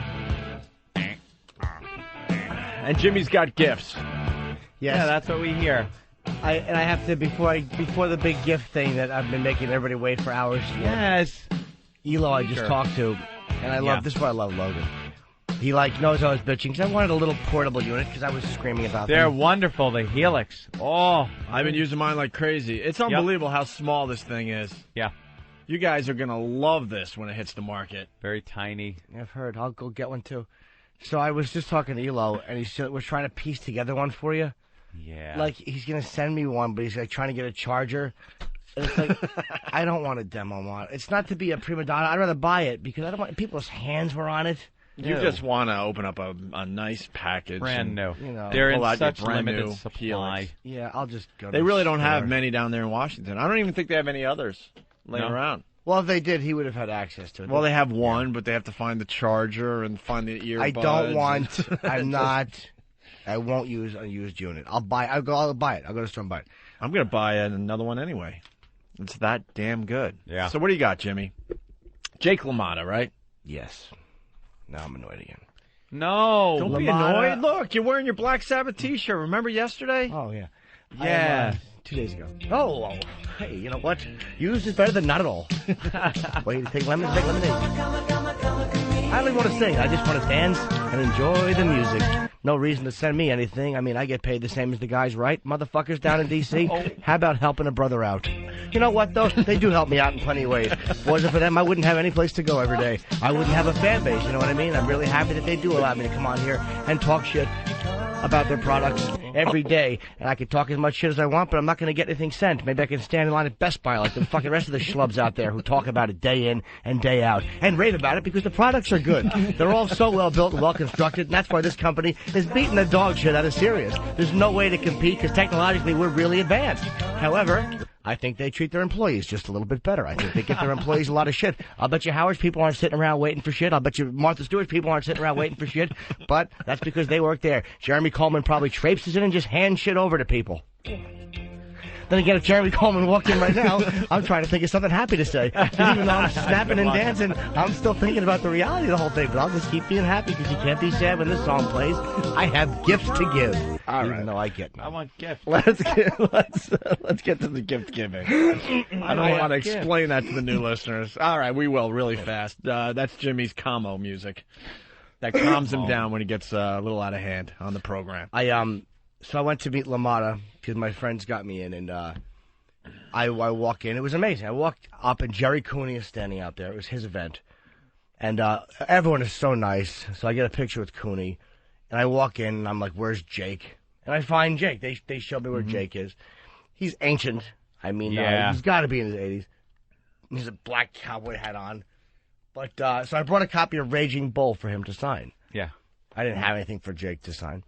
So I get my picture with him, and then I look over and I see Larry Holmes. Wait, you got a copy of Raging Bull signed by LaMotta? I brought it with me. I thought of it as what a wow. And someone else goes, dude, I wish I would have thought of that. That is a great one. I didn't even think of it until I was leaving the house. I'm like, you got to get something signed. I thought of pictures. And then I'm walking around, and I see all these people with boxing gloves. And then I realized they were selling boxing gloves there for $50. So I bought one. I had Holmes sign it, Cooney, LaMotta. There was a couple of the guys there, old real boxing fans, Emil something, old black guy, and some other guy, whose name I can't remember. But they were obviously popular guys way back in the day. Mm-hmm. And then I thought of my buddies. I said, what am I doing? I'm being very selfish. I have two friends who I would love to... Oh, no. He's going to make us feel guilty. Oh, Jesus. Because I can't remember the last time I bought Jimmy Norton anything. I get him shit. Well, I thought of my pals. I said... We think about you, too, Jimmy. I know you do. I'm sure you hear me on the replay on your brand new units. I decided... I said, I'm going to get... I'm like, how selfish. I didn't know they were selling boxing gloves. Mm-hmm. Yeah. So I go back over, and I said, give me 2 gloves. I want to buy 2 boxing gloves and take them around and get them signed for my friends. However, there's an odd dilemma I had. There's 2 gloves left when I get there. Oh. I have one, and I see the other one on the counter, so I say to the guy, because the guy says to me, there's only 1 glove left. Oh, no. And I'm like, no, there's one right there. And so he says to the other guy working there, well, is that ours? And the guy goes, no, I got it, like the other salesman. And the guy he was selling it to says to me, you need 2, huh? And I'm like, yeah. And he goes, dude, I'm sorry. I got to get this signed for my kid, which means I've paid for this first, so tough shit for you. So I'm like, all right. So now I have 1 glove and 2 people. You're not going to make us fight for it, are you? No. We don't have to go into an octagon. What do we do? So... A man's man. They didn't have... I'm more of a man's man than you are, Anthony. I think right about now I could kick your ass. I say a little man-to-man comparing straightens this whole thing out. And no filling up, that's cheating. Look at those ribs. So I had to buy 1 glove, and then I had to buy another gift, which wasn't as good as a glove. As good as a glove. Because the glove is like, it's a boxing glove. It's a bunch of famous boxers. Yeah, sure. So they had T-shirts and they had hats. Good Lord. What are you doing, sweetie? Glove or T-shirts or a hat. My famous loser sound effects doesn't play anymore. Well, I don't know why. Fix that, Hawk, before you get your teeth knocked out. All right, anyway, go ahead, Jimmy. So I had to buy 1 glove And the other gift wasn't a glove, but it wasn't that I didn't want to spend the money on the other guy. Of course. Well, Anthony has no problem with the T-shirt. He's not really a boxing fan, so don't worry about it. Well, I didn't get a T-shirt. I bought a hat. Oh, no. Because the hat was easier to get signed because the brim of the hat was easier for these guys to sign. It's an easier one to display as well. Anthony's cool with the hat, I'm sure. Here it is. Here's how I feel about the whole thing. So look at. I'll just show you the glove. Oh wow! Look at this. That His name is I'm sorry, Emil. Some other boxing fans, an older black guy. Which we got Larry Holmes, Jerry Cooney, Jake LaMotta. Jake LaMotta in silver. On silver. Wow. I bothered him while he was eating for this one. I went back over to all these guys to get them for you guys. Yeah. Yeah. That looks like it's easier to sign than a baseball, by the way. That would go great in my sports collectible room. You don't have a sports collectible room. Of course I do. You don't? What do you have in your sports collectible room? Oh, so much stuff. I can barely even keep track of it. Lots of stuff. Lots of sports memorabilia that's signed. What do you have? I have I have Wayne Gretzky's stick, and it's signed. I have one of those. I do. I have a Derek Jeter signed jersey, or something like that. You do not. I have a What is wrong with you? No, okay, I don't have that. I don't have the stick either. I have a boxing glove that is signed, or I will anyway. No. When I build my sports collectible room. Jimmy, who do you think should have the boxing glove? Don't you? I love the way Jake signed this one, and then mine doesn't even have this. He signed this in silver because that was just the one I had. Yeah, so it stands out. I wish I knew this guy Ernie's name. I don't remember Emil. I'm sorry, Emil, because everybody else knew who he was. If you're a big boxing fan from the old days, you knew who he was. Right. And just hand it over to who you think should have it. Oh, this is. No, No, not that the other gift isn't. Let's see good. the other gift. No, the other gift is nice. Let's see the other one. other gift. Oh my God, it's the cheapest hat I've ever seen in my life. Oh my God, that's like a hat an old guy would wear, man. Holy crap! It's not. It's. Oh my God, it's the worst. It's got Jake LaMotta. Dude, no offense, but that is the worst hat. It's not a great hat. That is a hat you see in a retirement community in Florida. However, this hat, it was either this or a T-shirt, and the hats were better than the shirts, and I figured the hats are easier to display. What are you going to do with a signed T-shirts and get folded? At least the hat. How do you display a hat? That hat is losing T-cells as we speak. How you display a hat? Yeah. Is you can at least put it up on something like that. You can hang it. A hat is not that hard to display. Only Jimmy can get gifts. And now make me feel bad, because I don't want to be an ass. And you want to hear the irony, and what really sucks is the older guy who was trying to help me out, and he did. The guy was looking for another glove for me because it would have been just easier. Yeah. Well, of course it would have. Actually went outside to another area to see if they had gloves. He actually checked in 2 locations for me, and they didn't have another one. I see him an hour later, and he goes, after you walked away, we found another glove. And I'm like, let me have it. He goes, we sold it. Son of a bitch. Yeah, thanks for letting me know. It was. Hey, by the way, we got some info on the Amelia guy. Emil, yeah. Emil? All right. Pete in Richmond. Hey, what's up, guys? What's up, Pete? Yeah, I figured this might make you guys want that glove a little bit more. Emil Griffith is real famous. In like the 60s, he was gay, and he was a really sick That's boxer. him. He killed a guy in the ring. That's him. That is absolutely him. He's famous for basically the guy called him gay in the ring, and he just fucking went crazy. And there's a real famous, it's like a time-lapse photograph of the dude he killed right after he killed him, just hanging in the corner dead. Wow. Yes, and I know that story is absolutely true. And he actually did not sign the hat. He signed the glove. Oh my God! And the hat doesn't even have that guy's signature. Who's the other guy? Who's another guy? Who's another guy? Torres or something like that? An older guy? I don't know. I just figured I'd call and create. I remember Torres. No, this is so Carlos something. Is there an old fight named Carlos something? He's like a middleweight. My buddy John would know. I'm so annoyed because he signed my glove. I didn't get that. He wasn't on this. Again, I had to go back and do all this. Yeah. And Emil, my friend Chris Patrick got while he was eating. Emil just he handled. I got Jake while he was signed eating. This faggot. Yeah. Well, John told me the story about him. He goes, this guy, he said there's a story with this guy, he's gay, and he killed the guy that's the guy. Wow. I want to see that picture now. The guy I would just love dead to see that. in the corner. If someone has it, send it in. We'll throw it up on the website. So who did sign the really... Well, the hat is signed by, is actually, I mean... The nice hat? Who signed the nice Oh, Anthony likes the hat. hat. So now you have no decision to make here. I'll tell you something. I like the boxing glove, of course, because that is the top of the line and stuff. But this, Opie, contrary to your beliefs, this isn't about the value of it or anything. This is just Jimmy thinking about us on a night out, That's right. and I would be honored to accept whatever you would give me in that vein. Because the glove would look good. I have to get myself the glove with a case, because gloves have a nice case you display them in. Yes. Yeah, I got one. And I got I a case myself, that's empty right Jimmy, now. Yeah, it's an empty case, and it's... Though I would be happy with the glove more than the hat, I am not so shallow that I could not just accept a gift from you. How about I'm this? trying the Star Trek strategy where there's two Kirks, and then the one Kirk goes, shoot him! He's the other Kirk. And then the other Kirk goes, Spock, shoot me. I got the... just to make sure. Shoot us both. One of the listeners got... It's not working. He has the idea. Abbott in New York, what's up? Hey, I think you guys should do a contest for that glove. And what's the contest? That I don't know. I just thought that you guys should do a contest. I have an idea, and I'll be the judge. It's whoever gets down farther without gagging. Let's go to Pat in Boston. Pat actually does have an idea. Pat? And you can put this right on good old eatabullet.com. I say a little fan poll. Let the listeners decide. Oh. I know I will lose.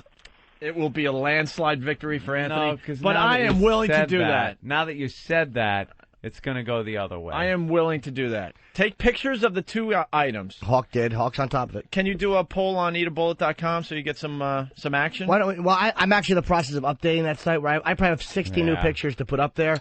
So why don't we do it on opieanthony.com or Foundry, because it's more opieanthony.com or Foundry. Yeah, one of those. It's better for the get the some poll. Pictures of the great gifts Jimmy got us, and then let the listeners decide who gets what. I would love to have had it on Need a Bullet, but it's not ready. I'll tell you who signed the hat. The hat is still. It's got Jimmy Norton. Jimmy Norton. It has Chris Patrick, my friend. It's got Jerry Cooney, Larry Holmes, Jake LaMotta. Wow. I mean, they were the three big... Larry Holmes is weird, too, because I shook his head. He never does appearances either. I couldn't fucking believe he was sitting there. I mean, they must have paid him a lot of money. Larry Holmes does not come out. And he... Ooh, that's the dead guy. Wow, let me see that. Wow. That's the dead guy?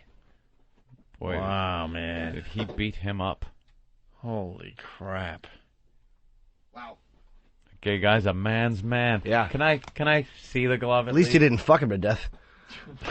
I would let you see the glove...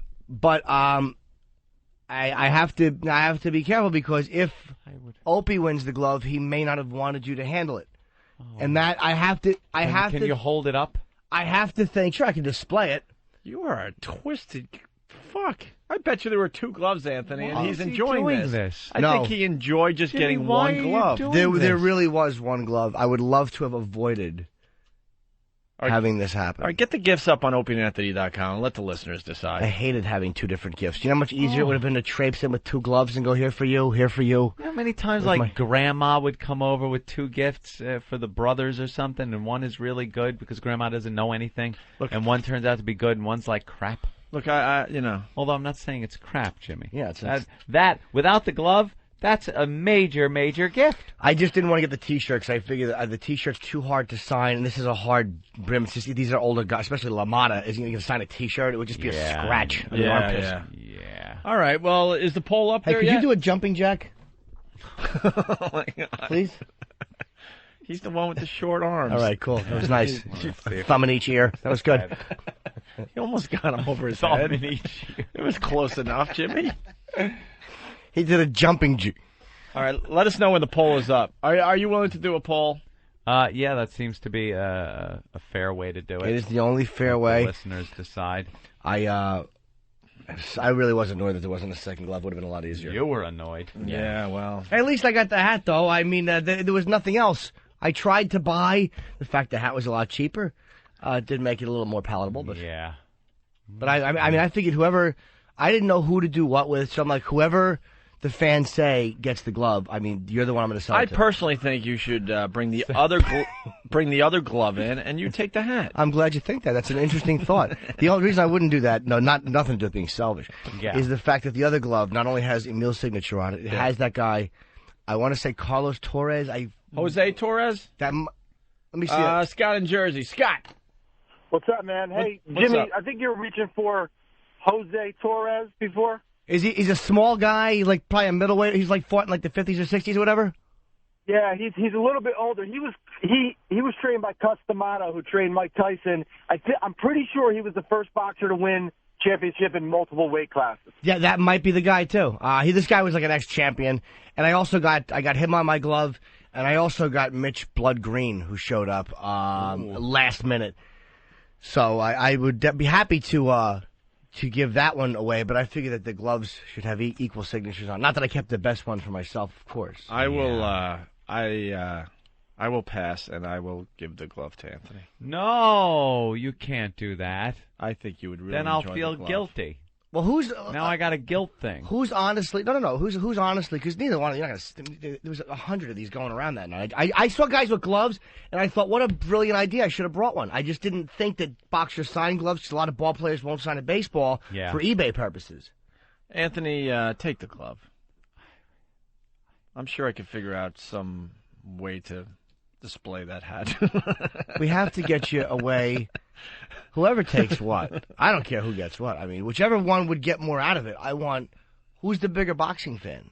I mean, Well, I think as far as boxing goes, no, it comes down to the Jake LaMotta equal autograph. fans, but the Jake LaMotta thing is huge. Yeah, I mean, even the rest of the boxers on there. At some point in their Jerry life, Cooney's from our hometown, so I mean, that's an easy one to Huntington. get for us if we really wanted it. I've seen him a million times. Well, actually, he gave me his card because he found out I was a comedian. So I imagine Cooney, if he was ever promoting something, he may even be willing to come on the show. That's just a guess. Yeah. He does a charity event. He helps out a lot of old fighters. Yeah, he does. That's what it's called. That's what the whole organization is about helping. Yeah. You know whose son was there too? Mills Lane. Do you know who I should have got a shot with? He was there. Maybe again that whoever called in could help out, or one of you guys. Al Mackey, I think his name is. He's my God, are you kidding? Do you know who he is or no? No. Thank God, because I was really ready to kill myself. He's an old. They said he refed more fights than anybody. I think he's the old guy, Jake LaMotta.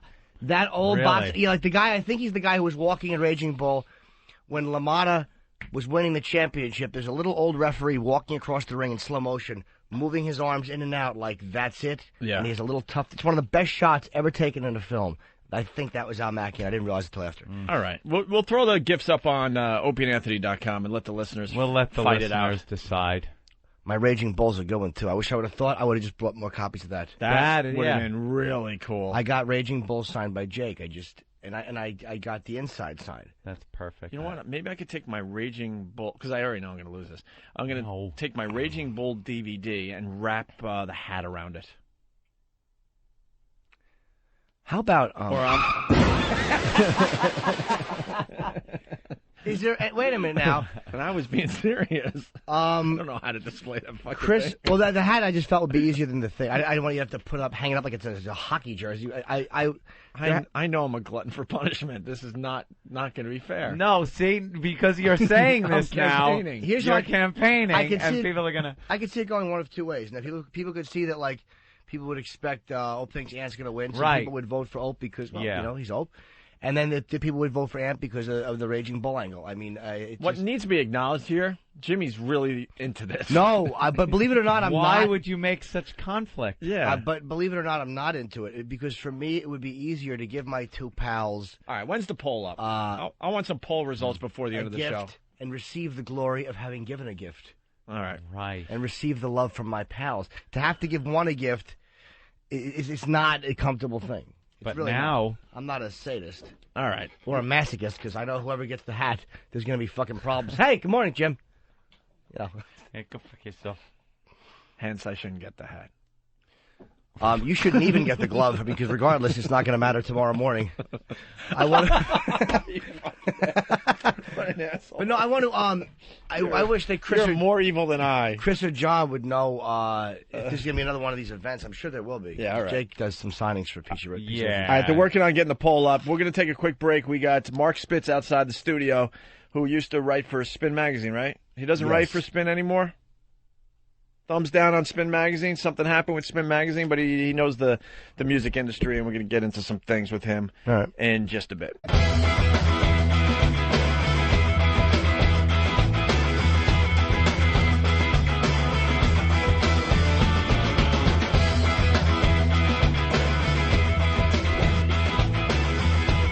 All right, we got lots going on with the program. Don't forget, this Friday, we're broadcasting live from the Hard Rock Cafe, our St. Patty's Day broadcast. It's going to be a lot of fun. We're doing it from 11 a.m. to 2 p.m. East Coast time. Oh, yeah. And then we might replay it if it's a good show. If it's an awful live show, then we won't replay it. Right? I think it's going to be a good show, though. We got lots going on. Yeah. We're going to be doing some karaoke. Stalker Patty's going to sing White Rabbit. Master Poe, we learned, has a really good singing voice and loves to sing love songs. Love songs. We'll get Big A up there to stammer his way through a tune. We got Twitchell showing up. We got the Hogan family showing up. Oh, really? Hulk Hogan and the gang will be at the Hard Rock Cafe. I'm really annoyed I missed that. I would love to meet Hulk Hogan. And Dr. Ian Smith from Celebrity Fit Club, I hear, is coming by with maybe a special guest. Jimmy Norton? Maybe. I like guests. Caddy Jimmy? It's not definite, so we don't want to announce it yet, but we're working on some other things. It should be a really, really good time, though. I think we're going to have a lot of fun there. Mm-hmm. All right? And before, as our guest is coming in, can I just mention tonight, because it's for Kenny's son has like an athletic league he belongs to. Right. Which is why we're doing a benefit tonight, the Stress Factory, for that youth athletic league. Ooh. It's a good cause. It's myself, Jim Florentine, Chuck Manganelli, and Don Jameson from Meet the Creeps. 732-545-HA-HA is Vinny's repulsive phone number for that fucking, he should be beaten with a rock for that. But tonight only at the Stress Factory. Yeah, it's for a great cause. Yes. Ben is also telling me Patrice O'Neill will be at the Hard Rock Cafe. Bill Burr will be at the Hard Rock Cafe. Rich Voss will be there. Jesus. Wow. Damian Fahey from TRL on MTV. Star-studded event. And also Laszlo will be making an appearance, so it's going to be a lot of fun. Yes. We don't even really have to promote this. It's going to be just a zoo this Friday. I wish I was going to be there. All the girls will show up with their vages. Yeah, we get more girls that show up at these things than the old days. It's because people think I'm going to be there, and the girls love me. So that's a good thing, because we used to have to do live broadcasts and parties in front of 1,000 dudes and maybe like 3 slutty girls. And now it's getting to the point where girls feel comfortable. They can hang out in the Opie and Anthony atmosphere there. So, right. So very good. We'll see you guys at the Hard Rock Cafe this Friday at 11 a.m. Let's get Mark Spitz in here. He used to write for Spin Magazine. Cool. And he's got a book out, I guess. There he is. What's up, Mark? Hey. I am so glad the first thing you did was take off the sunglasses. Oh, yeah. No, it's early, so I had them on. I didn't want to be... We're like, oh, no. This guy's just hanging out outside the studio with his Ray-Bans on. Ray-Bans, right? Yeah. No, I will make eye contact. All right, good. And then I'm like, man, it's not that bright in here. And he did the right thing, and he took them off, and I appreciate that. We thought we might be dealing with a hipster. Well, yeah, you are, but without. Without the sunglasses. I get called a hipster. I'm not any more or less hip than anyone else. Yeah. I just like to dress the part a little bit, right? I get prejudiced against. Yeah. Yeah. You used to write for Spin Magazine? Up until 2 weeks ago. Yeah, I got fired. That's a cool gig to have. It was great. 8 years. I met 8 years, and then you just got fired? They fired me the day my novel came out. Uh-oh. Like literally the day it was in stores. Why? I maybe they were threatened by it because it was so good. A lot of inside information in the novel or something? No, I didn't name any names or anything. I think it was just coincidence, but it was just weird, because I was really excited. The book's coming out. It's like a year and plus building up to the release, like a record or a movie or anything. Right. And then I get this call. I'm taking my laundry out of the dryer in my apartment, and they're like, "We need you to come in." I'm like, "Look, I know that like the magazine's been sold, and I know what you're like. Just tell me I'm fired, And they're like, "Yes, your job's been eliminated." Eliminated. Why? Because they had a different management come in? They sold the magazine. There's a new editor-in-chief. and I guess a new vision, and I don't fit with that vision. That's always what happens. I'm too hip. Like, again, too hip. Will you be able to get another like gig radio. easily? Another gig? This is my, I'm promoting the book. And And now he's a writer. He's got a novel out. Yep. What kind of stories did he write for Spin Magazine? Anything we would know? I wrote 14 cover stories since I was there, since '98. I wrote about the Strokes twice. I wrote about the Killers twice. I wrote about Morrissey. My first cover was Axl Rose in '99. Did you? So you interviewed him? No, I interviewed everyone else. I interviewed everyone affiliated with him except Izzy, who's disappeared, and Axl. Although Axl did call Spin, or my editor then, Alan Light, in like the middle of the night to kind of rant and rave and maybe commit to an interview, and then he backed off. But like, that doesn't sound like Axl.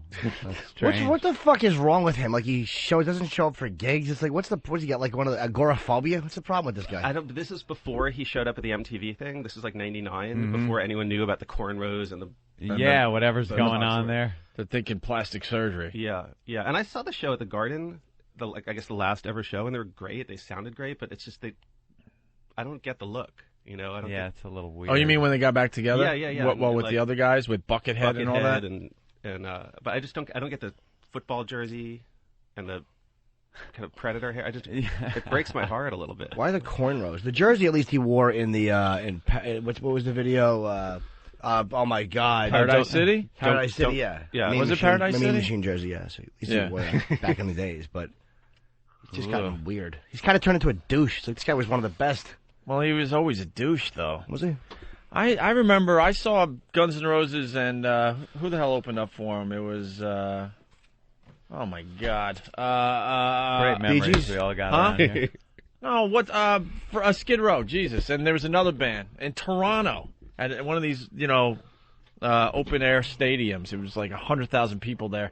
And Axl Rose made everyone wait for like an hour and a half. It's like, what are you doing? He was always a douche, Jimmy. His music was great. I was a huge Guns N' Roses fan, but he was always just a dick. Yeah, he really did have no respect or regard for the fans at all. He didn't give a shit. 90 minutes, he'd make you sit there and wait, or 3 hours sometimes. Well, the famous story with Metallica, with James Hetfield. Oh, with that riot. They had that riot. Burning himself.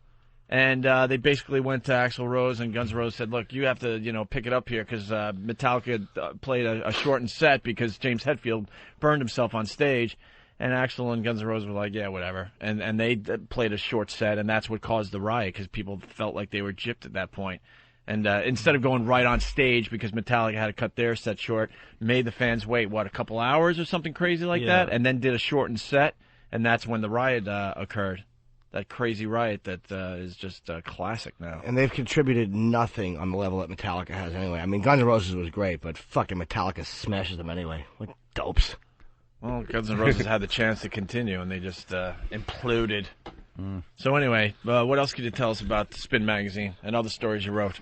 Well, I had a gossip column for like 6 years, and it's just I basically tried to make like indie rock kind of juicy.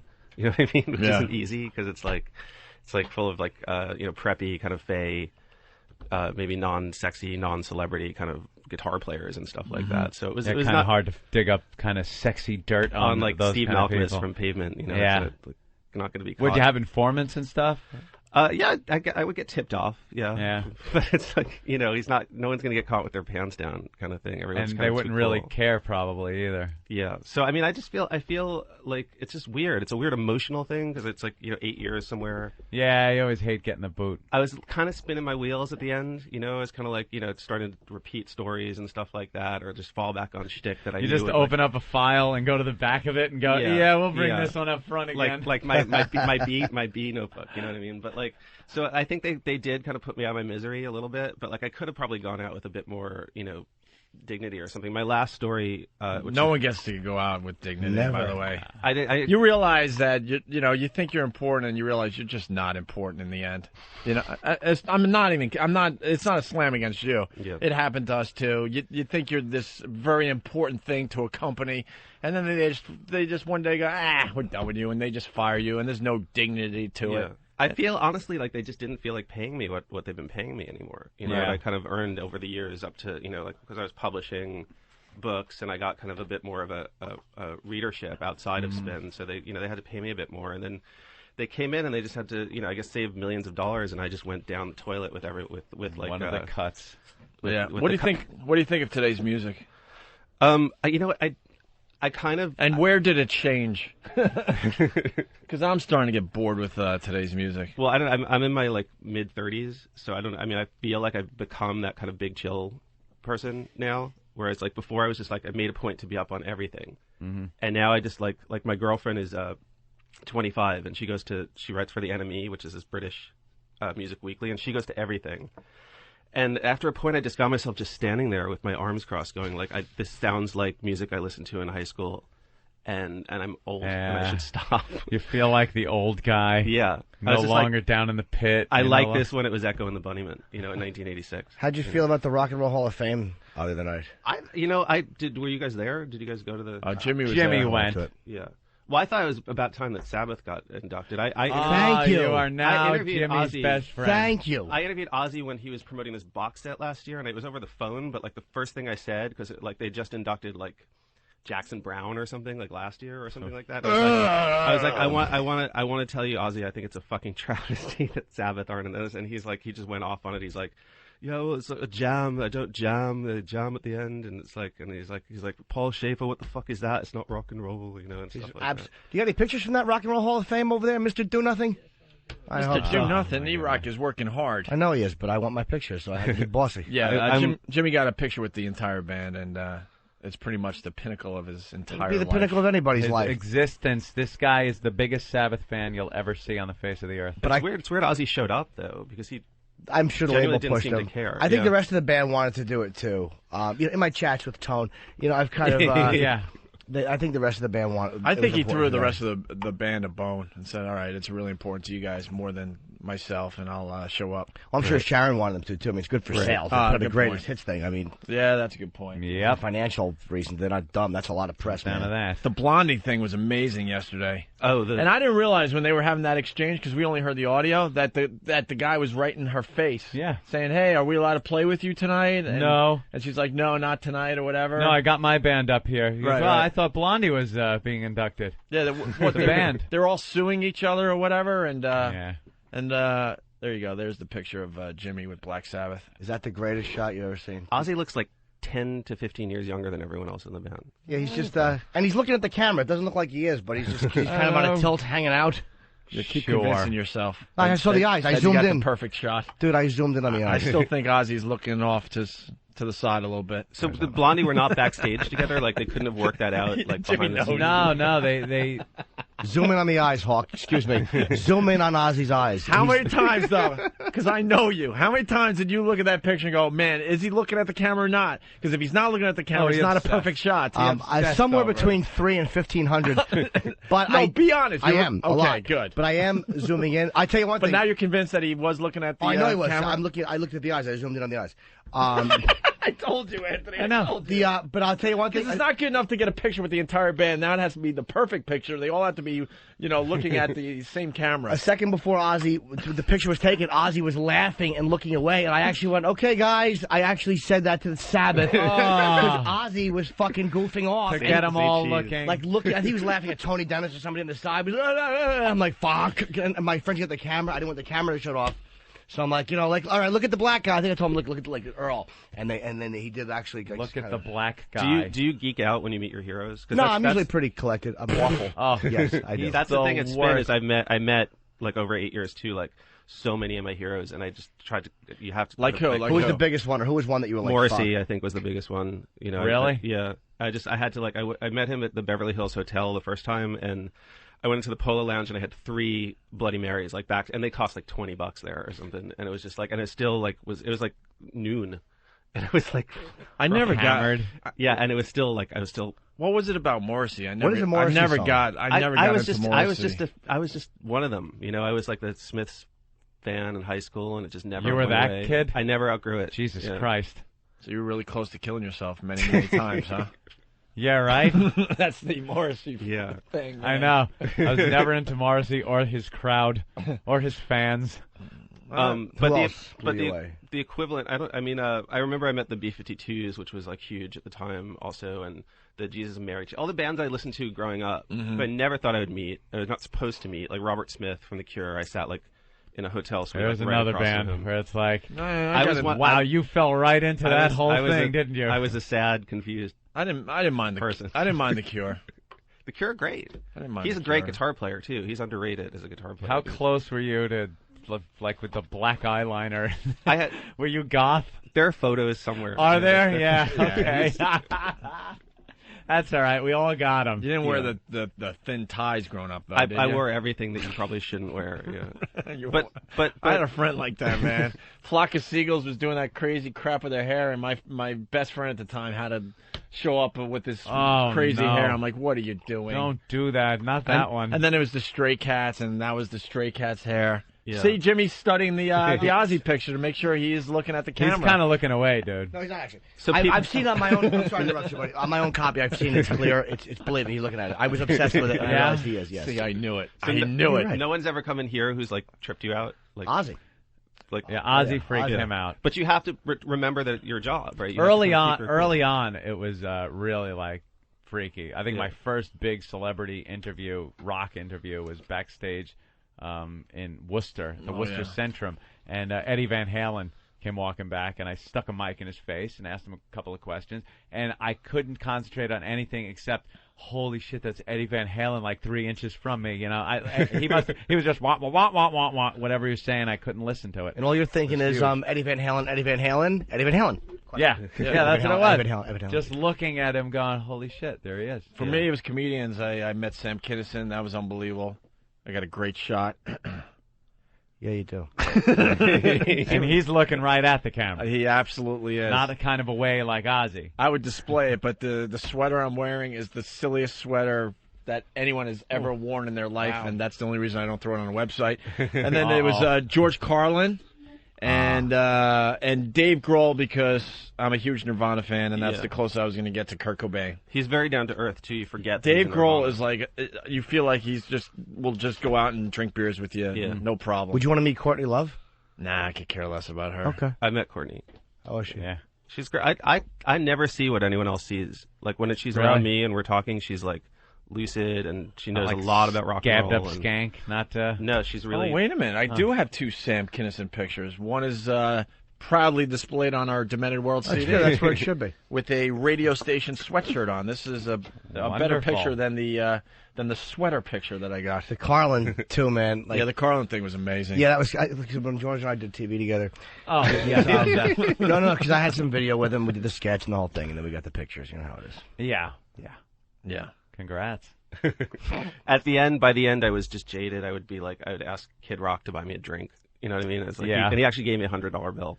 Oh, so it's good that they kind of. So maybe it's good that they fired me, because it probably was heading towards like a car crash kind of thing.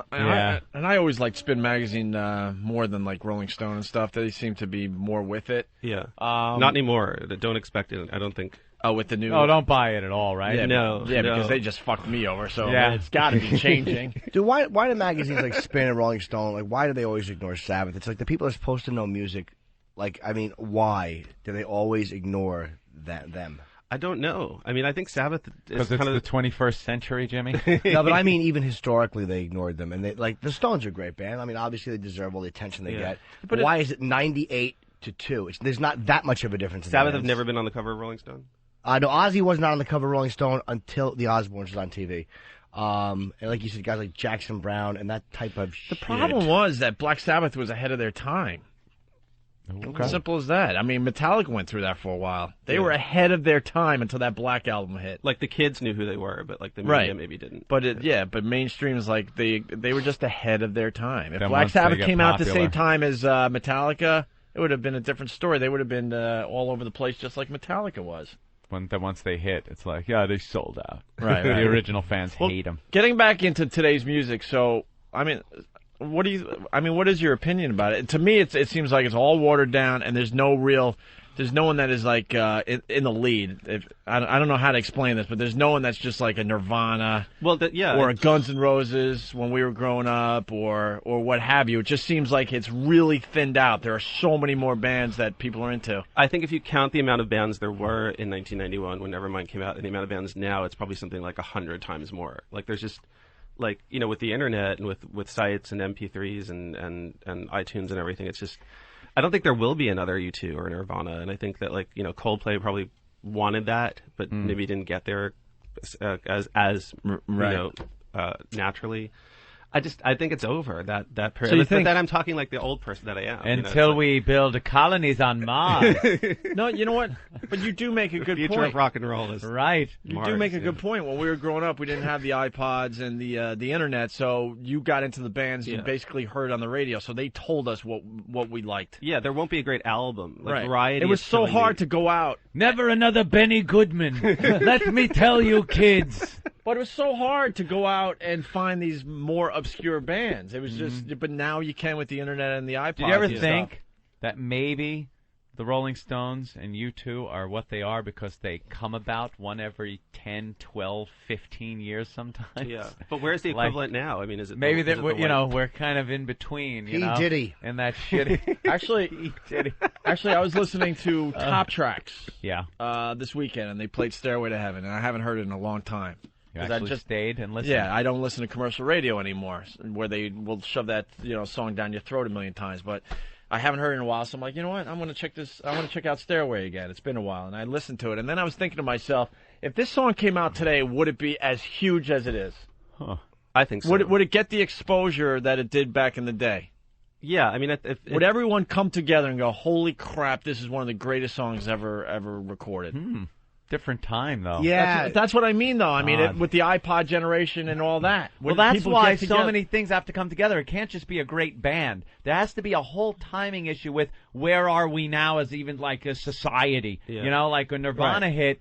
If Nirvana came out at the peak of the hairband thing, they'd been overlooked because people were so into the hairband thing. They would have been like, who the fuck are these guys? Go back to your garage or something. It was people were sick of that whole thing. Right. There was another generation kind of growing into their own and their own music, and Nirvana kind of was their voice, and that's when it worked. There have probably been bands that maybe 5 years, give or take, would have been huge. Right. But they fell off timing-wise. Yeah, that's exactly what I was thinking. Yeah. As I was listening to Stairway to Heaven. It also depends on how edgy you are, or like what you mean to people. Like, would it be considered original? Like, there was a time when Tutti Frutti was like an edgy rock song. Right. But like, is there a song that came out in the last couple of years that should be as big as Stairway to Heaven? But because biggest Stairway, huh? Don't forget they got 30 years of Stairway too, though. That's what I mean too. And that's why I don't think you're going to have songs as huge as Stairway to Heaven or name your favorite rock song from that era,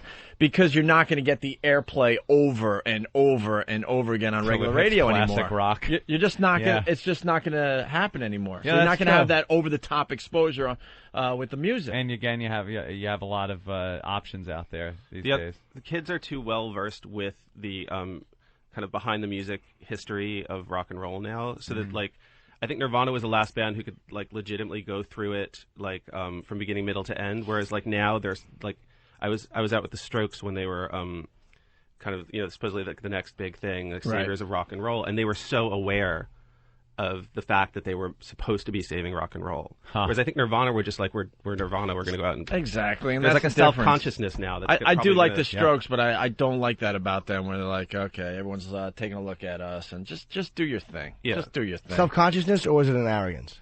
No, they're nice guys, man. I mean, they're... We talk about this a lot. We went to they're shy. Yeah, we went to Ozfest in Philly and broadcast live, but this is about 4 years ago now, maybe. I don't know, maybe 4 years ago. And I was so bummed out being backstage, and I've been lucky enough over my radio career to be backstage a lot. And when we went to Ozfest that summer, that's when I realized, oh my God, this whole music thing is so freaking different than when it was, let's say, 10 years prior. These guys were walking around all tattooed up and had to look like they were tough and they were like heroin addicts and this and that. but they're having veggie meals and drinking spring water. Latte. It's like L.A. exploded. Right, and they're all online, like asking how many carbs is in this, and do you have a vegetarian meal, and do you have something with less fat, and then we were lucky enough to now be in the stands checking out these same bands we saw backstage, and they're on stage with that attitude, rocking. I'm like, dude, you were eating a fucking salad and drinking water backstage. That's like why Axl is so disappointing now, because I think he was legitimately like that rocker guy, who would throw the Jack Daniels back, and now he's like, we've slowly watched him become, and like rock has maybe changed with him. Like he's a perfect like. But now, I guess the point I'm making now that nowadays they're just playing the part. Yeah. It's not about what they are personally. They're playing what they think is the rock and roll star. And we did get Phil from Pantera that day, and he kind of brought it back to reality. That was a thank good you. one. You're 100% right. Yeah, then wow. He came by and he was on something. Oof. They swear he wasn't on the H, but he was on everything. He was on. The guy. He couldn't even walk by himself. They had two guys bring him to the interview area, and then I was like, okay, it's still out there a bit. You got to look a little harder. Best line ever. Death is overrated. Yeah, he told us death was overrated. It's still the stamp of authenticity. Heroin addiction.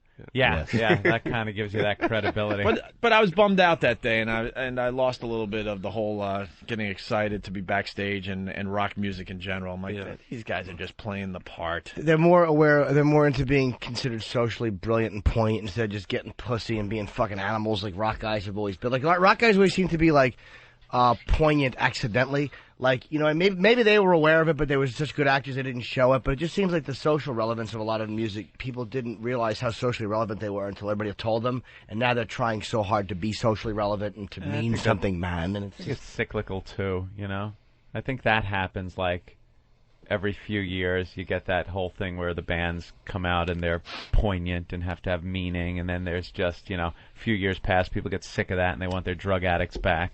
Yeah. And then it goes back again. When in the 70s or the 80s, fucking Lemmy. Huh? Why is Lemmy not on the cover of Rolling Stone? That man is a drunk. He's a fucking greatest. He's just awesome. An animal. Three guys. He's an animal. Little tights. He wasn't that great. Lemmy? Oh, dude, he fucking rules. He wears white cowboy boots on the outside of his jeans. He's the greatest thing ever. You ever hear fucking 1916? I rest my case. Let's go to Chris in Pennsylvania. Chris. Hey, Ope. Hey. Hey, guys. Hey, you guys are completely missing the point, especially you, Opie. All the great bands were obscure and made themselves great. Now corporations just put these bands together. They're just shit. Corporations? I'm not sure what you mean, though, dude. Well, you know what I mean. Like these big, like P. Diddy puts together bands, and all these other companies they put together bands, and they're big, they're huge off the bat. Nobody comes out of obscurity anymore. I think Chris is making a pretty good point. You do get a band that has this raw talent, and then they get a hold of you, and then they mold you instead of you figuring it out on your own. Right? How come G.G. Allen was never on the cover of Spin Magazine? Because G.G. Allen, to be honest with you, as much as he was an interesting guy and an interesting dude to listen to, he musically was not good. No, absolutely not. But he was rock and roll. He was more. No, he wasn't. He was just a degenerate. Rock and roll is different. The rock and roll doesn't mean anarchy and throwing shit at the audience. I mean, rock and roll is crazy and it's drugs and it's chicks, but it's not a lack of respect for your audience in a fucking warehouse somewhere, throwing duty at them with your cock sticking out and fucking falling asleep. Plus, he never did. He never killed himself on stage. And even he did promise. So watered down now, it's ridiculous. All right, Chris. Thank you. Hey, most ridiculous situation you've gotten into with your name.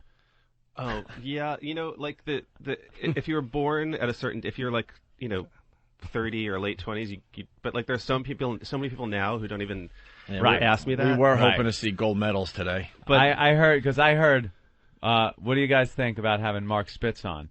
And I go, well, of course. Why wouldn't we? Thinking at first, sorry, but thinking the first name you hear when you hear Mark Spitz. Yeah. And it reminds me of Office Space with Michael Bolton. Right. But the thing is, I should have changed. I had an excuse to change it because I put out books and stuff like that. But like I couldn't think of anything. Like I couldn't think of anything. Really? Like anything. Brian better. Boitano. No. Brian A. Boitano. Right. An A in there. Let's go to Mark in Jersey. Mark, what's up? Hey boys. There's no greater example of somebody who's one thing on stage and you think he's all rocked out, and another off of it than Travis Barker from Blink-182. Tattoos, mohawk, everything's pierced. And then you see him on his MTV show, and he's the biggest fucking pussy in the world. Yeah, he's living in a mansion with in a neighborhood with soccer moms. You can't fault people for that. Why would you have a problem with something like that? Sounds like a wonderful way of life. Sure does. I don't think Keith Richards ever spoke like that, boys. Like Keith doesn't have a mansion somewhere. I bet Keith's house is pretty nice. Yeah, I bet it really is. Nice decor. I bet he can pick it up and take it on the road with the Stones, too. Yeah, sure. Yeah, that's a good one there, Mark. That's funny. Meet the Barkers. It's like, this guy doesn't look like a rock star at all. You don't feel like they're genuine, like a guy like Tommy Lee. One minute he's the fucking rebel, the next minute he's fucking talking like he's in hip hop. It's just like this embarrassing attempt at being relevant and popular. And be relevant, yeah. And you look at other bands. I mean, of course, I would raise Sabbath, but just for the sake of the audience, I'll say Robert Plant. And those guys, they were just consistent. That's who the guy was, and that's what made him loved and interesting. Now they're just trying so hard to be popular. Let's go to Mark in Rockland County. Mark? Hey, this is Murph in Rockland County. Sorry, Murph. No disrespect. Hey, God bless Black Sabbath in the first place. Good okay? point, Murph. Good point. Okay, I just want to ask this guy about bands like the Drive-By Truckers and the Bottle Rockets, like Americana. It's like modern CCR. Oh, my God. We interviewed the Bottle Rockets. Yeah, they're wow. What was their hit song? I think they played it live for us. Radar Gun. Yeah. Radar Remember Gun. that, Anthony? Of course. These guys were good old boys, man. Hillbillies, basically. Yeah. Well, there's the band, the Drive-By Truckers. I know Spin and Rolling Stone always says they're America's greatest live band. Can I? And they really are. You got to go see them when they come around. This is the second time I've heard about Drive-By Truckers. The first time was in Stephen King's column that he does for Entertainment Weekly. He does. No kidding. Stephen King does. We've been trying to get him on the show. He does a pop culture column in Entertainment Weekly that is just unbelievable. And he was talking about the Drive-By Truckers, I believe. Yeah, they're great. They play a 3-hour set. They're a bunch of alcoholics. Before they go on, they're drinking Jack. They drink Jack on stage. They're like in their late 30s, 40 years old. They're the real thing. And they're what kind of music? Is it like Southern rock or country? It's modern day Southern rock. Do you know? These guys are like it's like CCR if they were like complete alcoholics today. Do you know one of their hit songs? Oh, Jesus Christ! Don't go obscure on us here, because I know. I'm trying to. I'm on the. Just break out anything from the Dirty South. There's a Daddy's Cup, Father's Cup, or something like that. But they got 3 guitarists, each one of them singing songwrite. So each record is complete, like goes every which direction. Right. I'm telling you, they're the real shit. Well, we want to play a little bit of Drive-By Truckers, but we need like a song, more of a popular song. song. The record is the Dirty South. You can just bounce around there. Oh, Mister. What is it? Never Going Back. That was their hit off the Dirty South. Never Going Back? Yeah, something like that. It's something along the lines of that. All right, we'll take a look. We'll try to find it. Yeah, take a look. I'm telling you, they're a great band. All right, thank you, sir. Okay, Lappin, you suck. All right. Told him. Who sucks? No idea. I don't know. Must be a friend. It's good jukebox music, Drive-By Truckers. I never heard them. Let's get a taste of Drive-By Truckers. Never Gonna Change. No? There you go.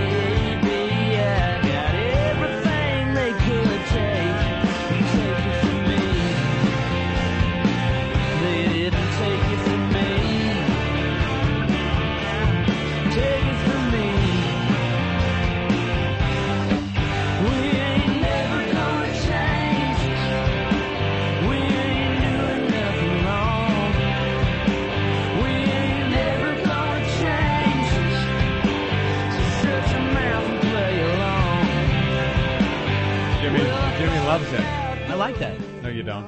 This I really do. The guy's got a great voice. It's really. I was enjoying that very much. I He had a really like good voice. that. I'm gonna go check out some more drive-by truckers. Me too. Derek, do that illegal downloading you normally do for me. Did you see Skinner at the Hall of Fame? I was busy backstage. I did see them. I was in the press room, so I was getting my photo at Sabbath, chit-chatting with Tone and Geezer.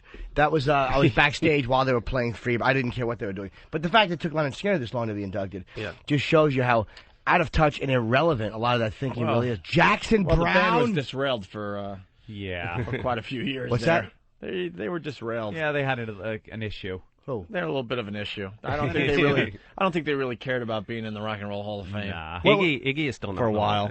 What was the big song by Jackson Brown? Maybe I'm missing it. What was Jackson Brown? Loadout Stay. He had the song in Fast Times.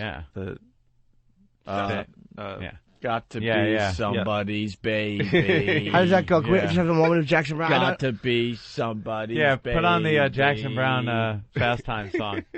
This is when where Jennifer Jason Leigh's getting fucked in the dugout. She climbs out the window the stereo and cells. loses her virginity. What year did he get into the Rock? 25 years you have to exist, right? Hey, this is great iced tea. This is love that guy. This was a huge hit for Jackson Brown. I'm sure it was a massive hit. On your home of rock and roll.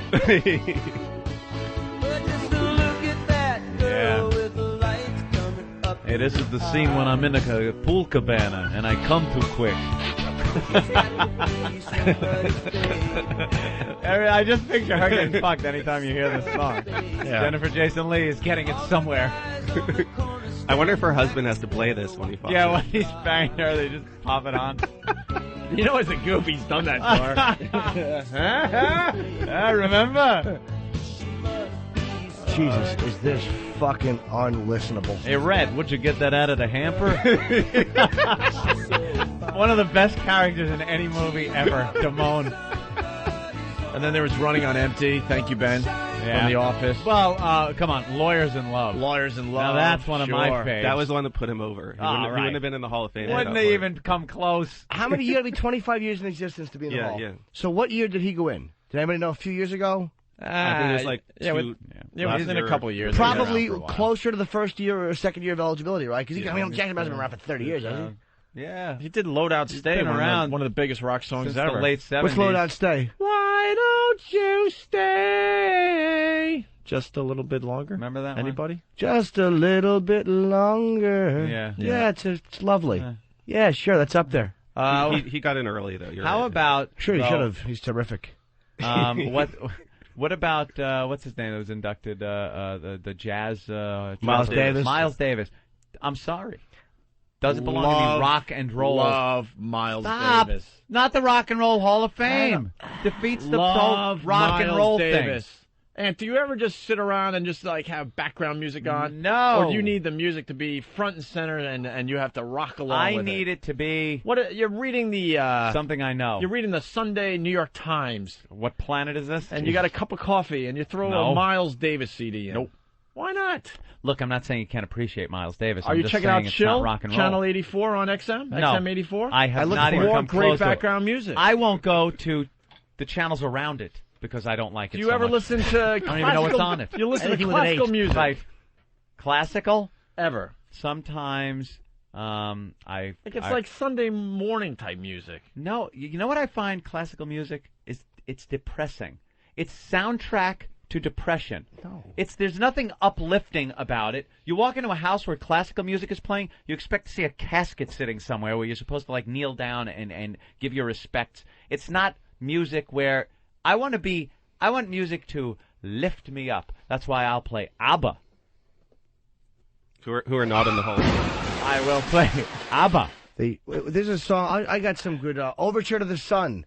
Fantastic classical song. Of course, no one knows that. God, I know this one, Who Jimmy. doesn't? Oh, and everyone knows like the songs, but they try to be cool by knowing the song's real classical name instead of the theme to Lone Ranger. That was no. Don't you know that is the Polyvetzian Dance No. 3 by Borodin? Remember that old codger on that commercial from years and years ago? No, it scares me. That might be the real answer. It is the real I don't answer. even want to ask him. Yeah, it is the real answer. And there's other ones like Is that really the answer? It might be. I'm not sure what that song. I remember because there was an album out years ago when I was growing up, and it was classical songs. And he would say, "You might remember this as the theme to the Lone Ranger. Did you realize it was actually called?" And then all of these and more can be yours if you order now. Jimmy, Overture, we need a little more info. Overture to the Sun is from Clockwork Orange. Oh, okay. It's a great, it's not the Clockwork theme, it's not a Beethoven song. Yeah, but we can't find the Ludwig van. Lovely Ludwig van. Ludwig van. Yeah, is it by Mozart or Wagner? I would guess Mozart. Wagner. It's Wagner, Mr. Classical. No, it's Wagner. Robert Wagner. It's song by Robert Wagner. It's called Get the Scuba Gear. It was done by... Wow. Oh, that is nasty, Jimmy. All right. Well, we need the real name of the damn song. Do we have anything from Clockwork Orange in there, Hawk? Better look harder, or this bottle's coming over. I got to hang up on a bunch of people because we got to find the answer. This? No, that's the William Tell. That's the William Tell Overture. William Tell Overture. Not that one. No. Let's see. It's a great scene, though. All right, we'll go to Ray in the meantime from New Mexico. Ray, what's up?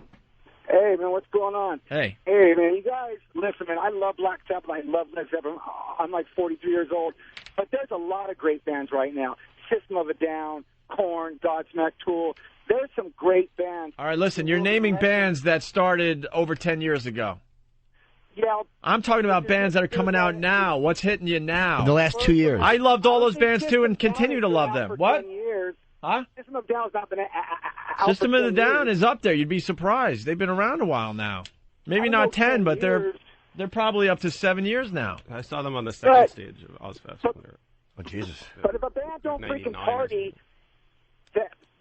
oh, man, I'm fucking fading, man. I'll talk to you. Wow, punch out. The call is going good. Oh, my God, punch out. You're going in, Maverick. And that guy's missing our point. Flat spin. I don't care if my bands don't party, but don't make believe you do. Yeah, like that. Be who you are. The honesty in the music is Be who you are. That's what I'm saying, yes. Oh, my point about Miles Davis is he didn't belong in the Rock and Roll Hall of Fame. I don't know, man. Put him in the Jazz Hall of Fame. You're going to lose that argument. Why? People are going to come That's out not of rock woodwork. and roll. No one into rock and roll is listening to Miles Davis. It's not rock and roll. It's music. It's jazz. It's music. I think it's okay. Then who else should be in the Rock and Roll Hall of Fame? I know what you're saying. I do know what you mean. What about the trombone player? Put him in there. Hey, Kenny G. When is Kenny G going to be fucking put in? In another 15 years. You think so? Did Miles Davis have any fusion stuff with rock and roll? Yeah, I think he invented it, is why he's in there. He invented, like, shitty rock fusion. Actually, I invented it. Bitches Brew, that's a rock album. What is that? Bitches Brew. Thank you, Ben. What is Bitches Brew? Bitches Brew is like kind of a rock album. And what's that? What's kind of a rock what's album? That Miles Give me Davis? something off Bitches Brew. Bitches. What was Miles Davis's masterpiece? Something Blue. Kind of Blue. Kind of Blue. Yeah. Thank you. I love that album. Well, what the hell is it? Rock and roll? It's jazz. No, I don't like it. I think jazz is awful. Rock and roll is an attitude, man. It's the best-selling jazz album ever. Yeah, listen to Kind of Blue. His instrument talks, man. Shut up, it does not. Yeah. It tells says, a "Where's my story." needle? I weigh 12 pounds. It tells a story, man. I don't buy it. It's not that bad. Fucking unlistenable direct jazzes. Exactly. Oh, it's horrible. Go listen to Kind of Blue and then come like in they're and all talk tuning about up. it. They're all great musicians. Jazz musicians are great musicians. But it's like, could you cocksuckers rehearse once? Each one thinks they're better than the other guy with them in the band, so they all got to outdo each other, and it winds up just sounding like this mishmash. I know, I don't sound very cultured when I talk like this. I don't either. It stinks, jazz. You heard it here. Jazz stinks. We got any Miles? I'm not going to say I'm a jazz fan. I'm a Miles Davis fan, though. Give me some rockin' Miles. Give me some Miles Davis that rocks. All right, well, let's go to Kind of Blue. Well, Bitches Brew is a nice one. Go to, we don't have any Miles Davis in the old computer? Eric, I would find that before you get shaven with the back of my hand. All right, here's Bitches Brew. Yeah, play Bitches Brew. Bitches Brew. It's 27 minutes long, by the way. Holy shit, is it? Hey, man, we wanted to call it in today anyway. So. Is it really? And you'll hear it here and in its entirety. Right. Ah, yes. You already. It gets going. This is a tuning session. He's tuning.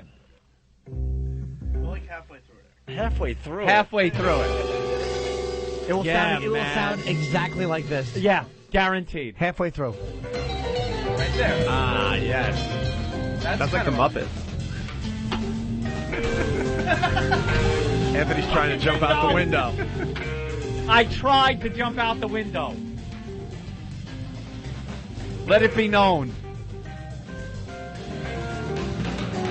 This is so god-awful, I can't even tell Who you. fucking enjoys this? You know what? I can't fake it. I don't like this either. It stinks. How can you like it? Go to Mark, what do you think? I think it's one of those records you're supposed to like. You know, it's No, like, it's like you put it in your it's little thing it's so a you're rock cool. snob record. Yeah. Yeah. So people read and go, wow, is that? Yeah, man, I like it too. No, I'm stupid and I hate it. Yeah, I have records like that on my iPod that I never ever listen to. Oh, by the way, we got to move along here Never. because we got Jimmy Johnson calling in. Oh, He shit. won another NASCAR race, and we got to get to him in about 15 minutes. But first, Larry in D.C. Larry? Larry! Hey, Gonna Jimmy, find your dog dead in the hallway, Larry. What you're looking for, Jimmy, is Beethoven's Ninth Symphony, the choral finale, also called Ode to Joy, because a poem by a guy named Schiller over in Germany was put to that music. I love Ode to Joy, but that's not the one I mean. The one I mean is Overture to the Sun. It's a different one. I like this. This is great. I can sing you one bar of the Ode to Joy, and it's the most famous thing from Clockwork Orange. This is fucking great. Yeah, no, I know that. Yeah, that one. It's great. I play that in my house every day. It's wonderful. This is one of the best shot scenes ever. Okay. Punching out. This is not depressing. No, this isn't depressing Fucking classical great. music. This is good classical. This is great. It's I like calm. this It's stuff. calming. It's very. Yeah, I like calming music. In this scene right now, Alex is jerking off, and they show his face, and the camera is fucking panning. He has a little thing, a statue. It's four Christs together. And Kubrick was director of photography, was a genius. That, like, to the beat, he's panning on different parts of the Christ, like their hands, their heads, their feet. It's fucking amazing. If anybody remembers that scene, to the beat of the music, it's just great. Which has nothing to do with the song. This is good stuff. Yeah, all right. But, you know, it's very limited with me. I could listen to a little bit of that. Overture to the Sun you'd like if I could find it. I just want to wear this as a hat so bad you have no idea. This bag. I've been fighting the urge to put that on and just make it a hat. It would be the funniest thing I didn't want to break the room up. Personally. All right, listen, let's, well, Mark, you got a book out. We got to talk about the book for a couple too minutes. much, too late. And what's the book about? It's a story of a band called the Jane Ashers, and they kind of were together in the 90s around like the grunge era, and then they broke up and kind of lived normal lives, and then they get discovered by a blogger. That's racist. And get really, and they get really huge and famous in their 40s, and how they cope. It's about growing up within rock and roll, and how I've been on tour with bands who handled it well, and I've been on tour with bands who kind of fell apart. And so I figured it was a good theme to kind of examine. And it's a comedy. It's really funny, and it's kind of raunchy in places, but also kind of sweet. It's my first like adult book, I guess. You've cast it in your head already, have you? Oh yeah, the movie. No, people ask me, and my last book, How Soon Is Never, is being produced now, and I still don't see I don't see actors like. You don't do that as you're writing it and go, Denzel hey, Washington. I think this guy would play no. No, but it is. I've been told I write like good dialogue, and it would be translate well to film. But I can play any part you want. I'm fucking good. Jimmy's a good actor. Well, you can read from it. Right here. Hey, who told you this was a good picture of you on the back cover? Oh, it's Jesus. Wow. He'll admit it. I know. Looks You like the look guy miserable. that was. Looks like the guy that was file trading with Gary Glitter. Right. When you pull back, you'll see. You'll see the bar. But it looks like you're still listening to Morrissey, quite frankly. No, It looks like it's a picture from a webcam or something. Oh, you're acting? That was reading. Oh, wait. Let Jimmy act out a little bit. Yeah, go ahead. You need to get over there. I'll go with you. Bravo! Bravissimo! Wow, you are good. It's not a depressing book, even though I look morose in the photo. The line here is, you don't want me to meet your mom. And then I say, no, I do, I just, and then it's like dot. Don't want to meet my mom or see my mom. Okay. So you have to say, you don't want me to meet your mom? You don't want me to meet your mom? No, I do. I just. don't want to meet my mom or see my mom. It's not about moms either, the book. Rachel, any part you need, my friend. Back. I work for Scale. I'm All good. right. Just face it, I'm good. Well, very good. It's The book Mark is called Spitz. Too Much, Too Late. Yes, in stores now. And you can get it now. It's great, man. Can Mark you sign my copy, Spitz. mister? I will, yeah. Can you sign the front, easy though? to They were remember signing the the name. inside. Now, you can't display the inside. I like to have. I want the cover sign so I can put it up somewhere. Yes. And people go, he knows that guy. Thank you, mister. All right, it's Mark Spitz, everyone. Yeah, thanks for having me. We'll have. How heavy are those gold medals? They're burdened. They're burdened. When we get back, we should be talking to Jimmy Johnson. Stay there.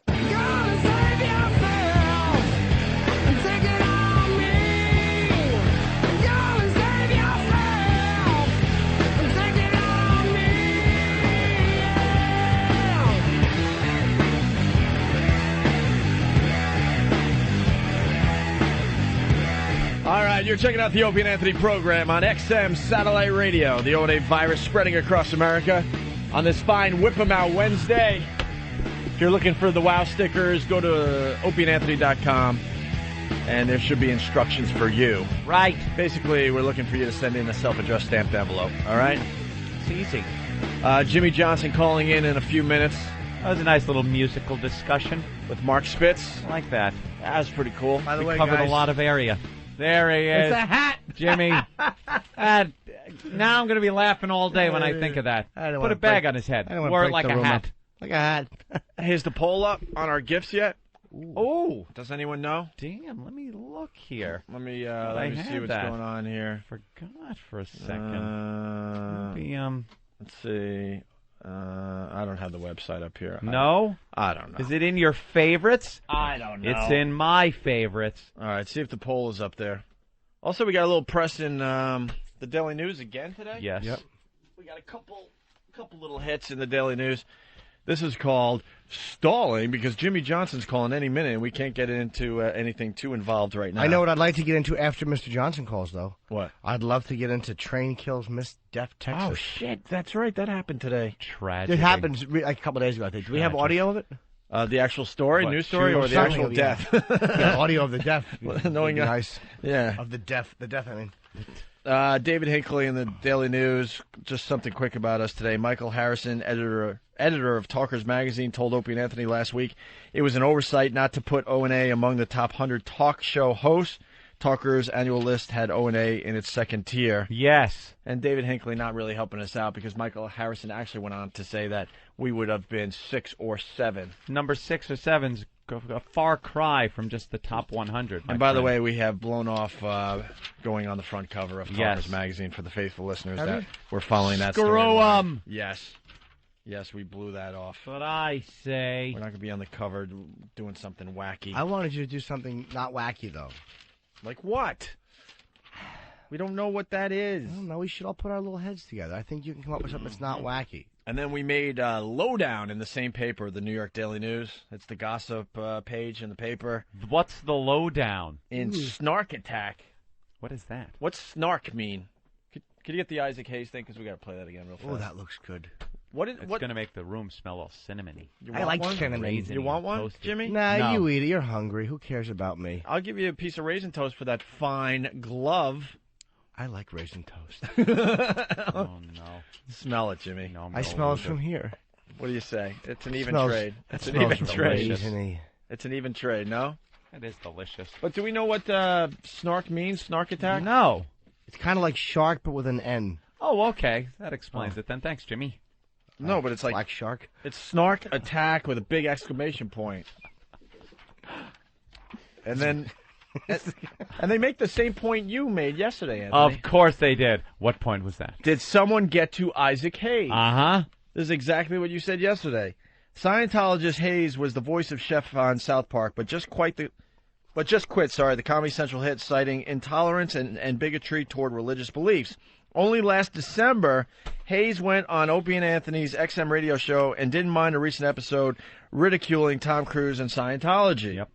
One thing about Matt Stone and Trey Parker, the South Park creators, they lampoon everybody, and if you take that shit serious, then I'll sell you the Brooklyn Bridge for $2. I ain't buying. Yep. That was him on this show. Well, here's the actual audio. Hey, my question is for Isaac Hayes. Yo. Hey, Yo. what did you think? You're a Scientologist, right? Yeah. Okay, what did you think about when Matt and Trey did that episode on South Park about Scientology? Well, with Cruz in the closet. Well, yeah, that was a great episode. One They thing reran about it, I think last week too. Yeah, one thing about Matt and Trey, they lampoon everybody. Mm-hmm. And if you take that shit serious, then I'll sell you the Brooklyn Bridge for $2. Yeah. Yeah. You got to realize what they're doing. Yeah, that's what they do. Oops. Oh, and now he's saying he quits because of what they did. Their Religious intolerance right. for religion. Well, your religion, because they have been doing religious parodies and goofs for years on that show, for the entire time he was chef. And Scientology, though, and Scientologists don't like criticism. They've always been rabid, the Scientologists, about defending their faith, and they go after people with huge teams of lawyers if you criticize them. But I think nowadays, a few years back, if you wrote an article about Scientology, you'd have their lawyers on your ass. And even if you were right, it would cost you a lot of money to defend yourself. Nowadays, though, with the wonderfulness of the Internet and everything and blogs, and you can criticize all you want. A lot of people do. And they just don't have the resources to cover everything. You think they got Isaac Hayes, though? So now what they're doing is pretty much staying internal and keeping their own people straight. So somebody absolutely got to him and said, "What the fuck, are you stupid?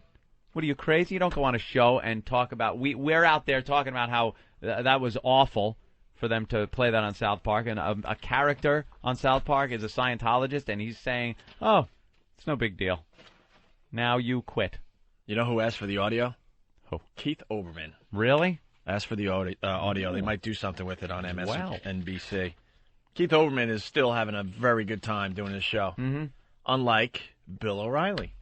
Oh, Bill's miserable. Bill O'Reilly is miserable. Dude, that audio of Bill O'Reilly threatening a caller with some type of legal action for mentioning another person.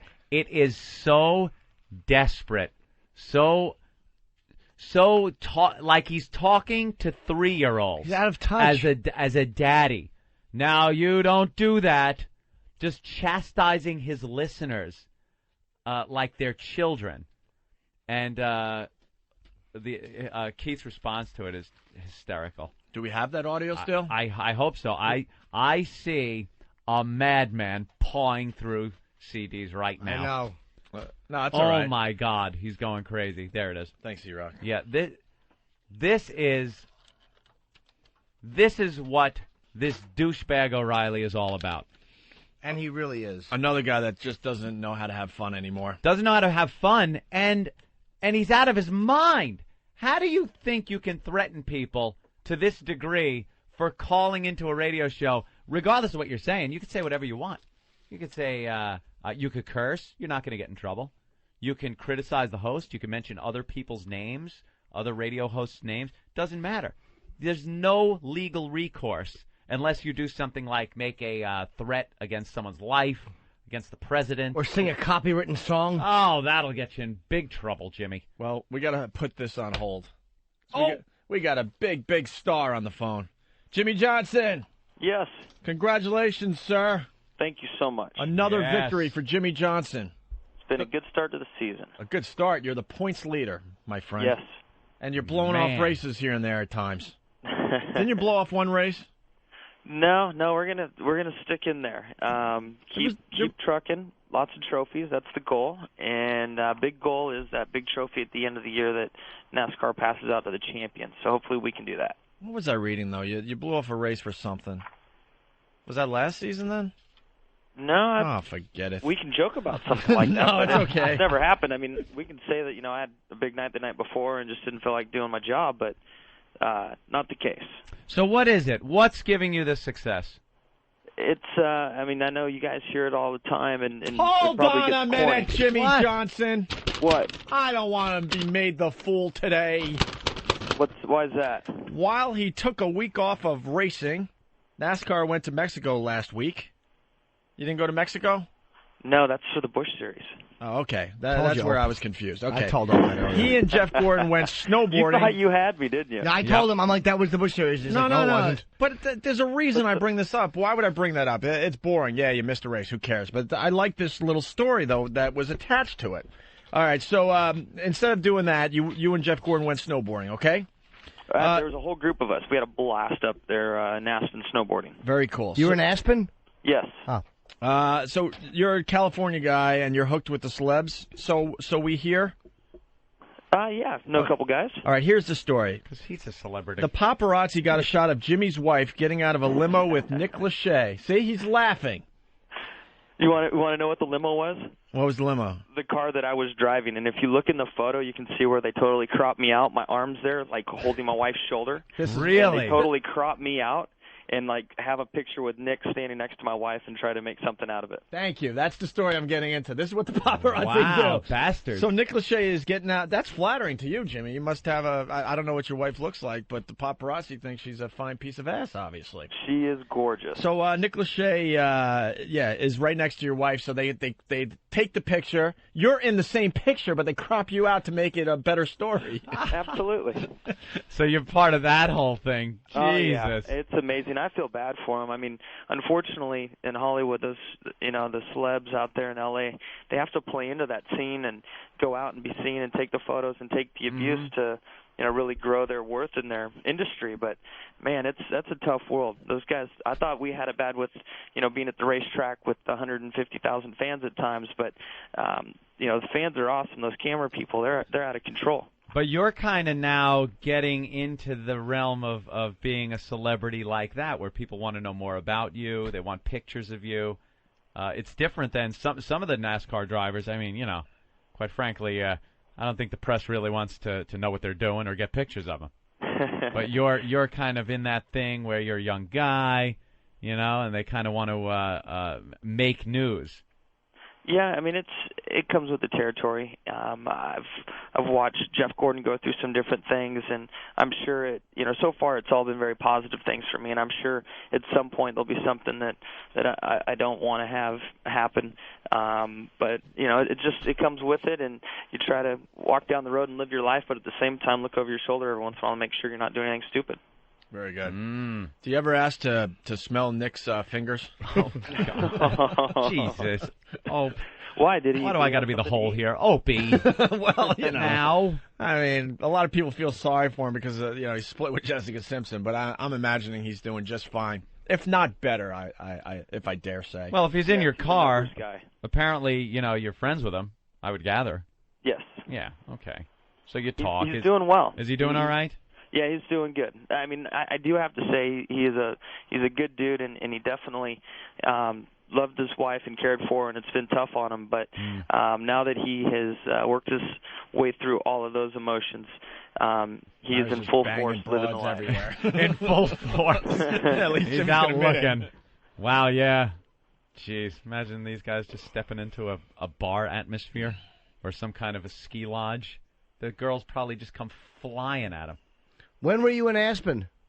We were there from Wednesday to Wednesday of the off weekend. So I've been away from home for 35 days. Today's my second day back at home in Charlotte. I'm in my office now just signing a bazillion autographs that I'm way behind on my fan mail. So just trying to catch up on everything, but had a great time in Aspen snowboarding. There's a big group of drivers that went out there. And Jimmy, tell me about it. We're just like you. I mean, before the show... Anthony and I had to sign an autograph for Isn't a that fan. tough? Yeah. I was just like, I couldn't believe we had to actually sign one this morning. I remember one day it was in the tens of autographs. Yeah, we had about 10 in a row. We're like, oh my God, will this ever end? You guys sign? I just tell someone to put my name on there and send it out. Really think about that machine that signs it for you, with tens of autographs. And it kind of looks like a real signature. Hey, right. You got a MySpace? You know what? I just shut down 2 or 3 of them where people were imposing fake as ones. myself. Don't you hate that? I actually had a couple of fake ones that I thought were me, and that's the only reason I made a MySpace. I think MySpace is making celebrities, or I consider myself a celebrity, so I could say that celebrities. They're making duplicate pages so that the real guy has to get on there and make a page to say, "Hey, this is really me." Yeah. That's what I did. That's just not a bad thought. There were 2 fake Anthonys. And I read the Were they bio. doing a good job impersonating you or a bad job? Horrid. I believe they had me as some type of homosexual. Which, How you know, dare they? it's not a bad thing, but it's not true. You don't have to be politically correct to the NASCAR driver about homosexuality. They don't push that big time in NASCAR. Yeah, they really don't. It's not part of the fan base? No, this is not an L.A. writer you're talking to. You're not going to see any rainbow decals on the Rainbow NASCAR. decals on the fender? No, on the NASCAR. No. All right. I didn't know. You're talking You're to learning. the converted. First you thought I was in a bush race, and now you realize there's no rainbow. That was Opie. I don't. Jimmy, you want me to make believe I know about NASCAR? I could do that for you. We're brilliant broadcasters, but hey, I remember when they switched crap over, and it used to be Grand National, and then they switched it and made the two series different back in like 1980. That's cool. I don't know the date, but you're making me look bad now. Yeah, see, I remember stuff like that. I used to watch the old days of Earnhardt and Waltrip beating the shit out of each other. And, you know, no offense to you kids out there, but that was some real racing, my friend. Absolutely. But that's before. That's almost like say, that's like Shaquille calling in and us going, so what about the ABA?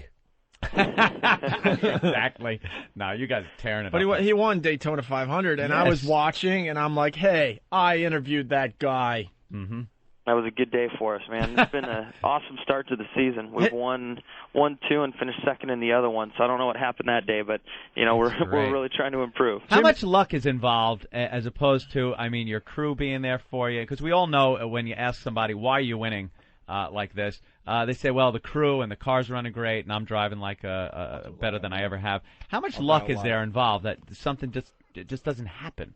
Man, there's a ton of variables in our sport, from luck to you're only as good as the equipment, and then the equipment, needs a driver to be in there wheeling it, doing his job. So it really is more of a team sport than people.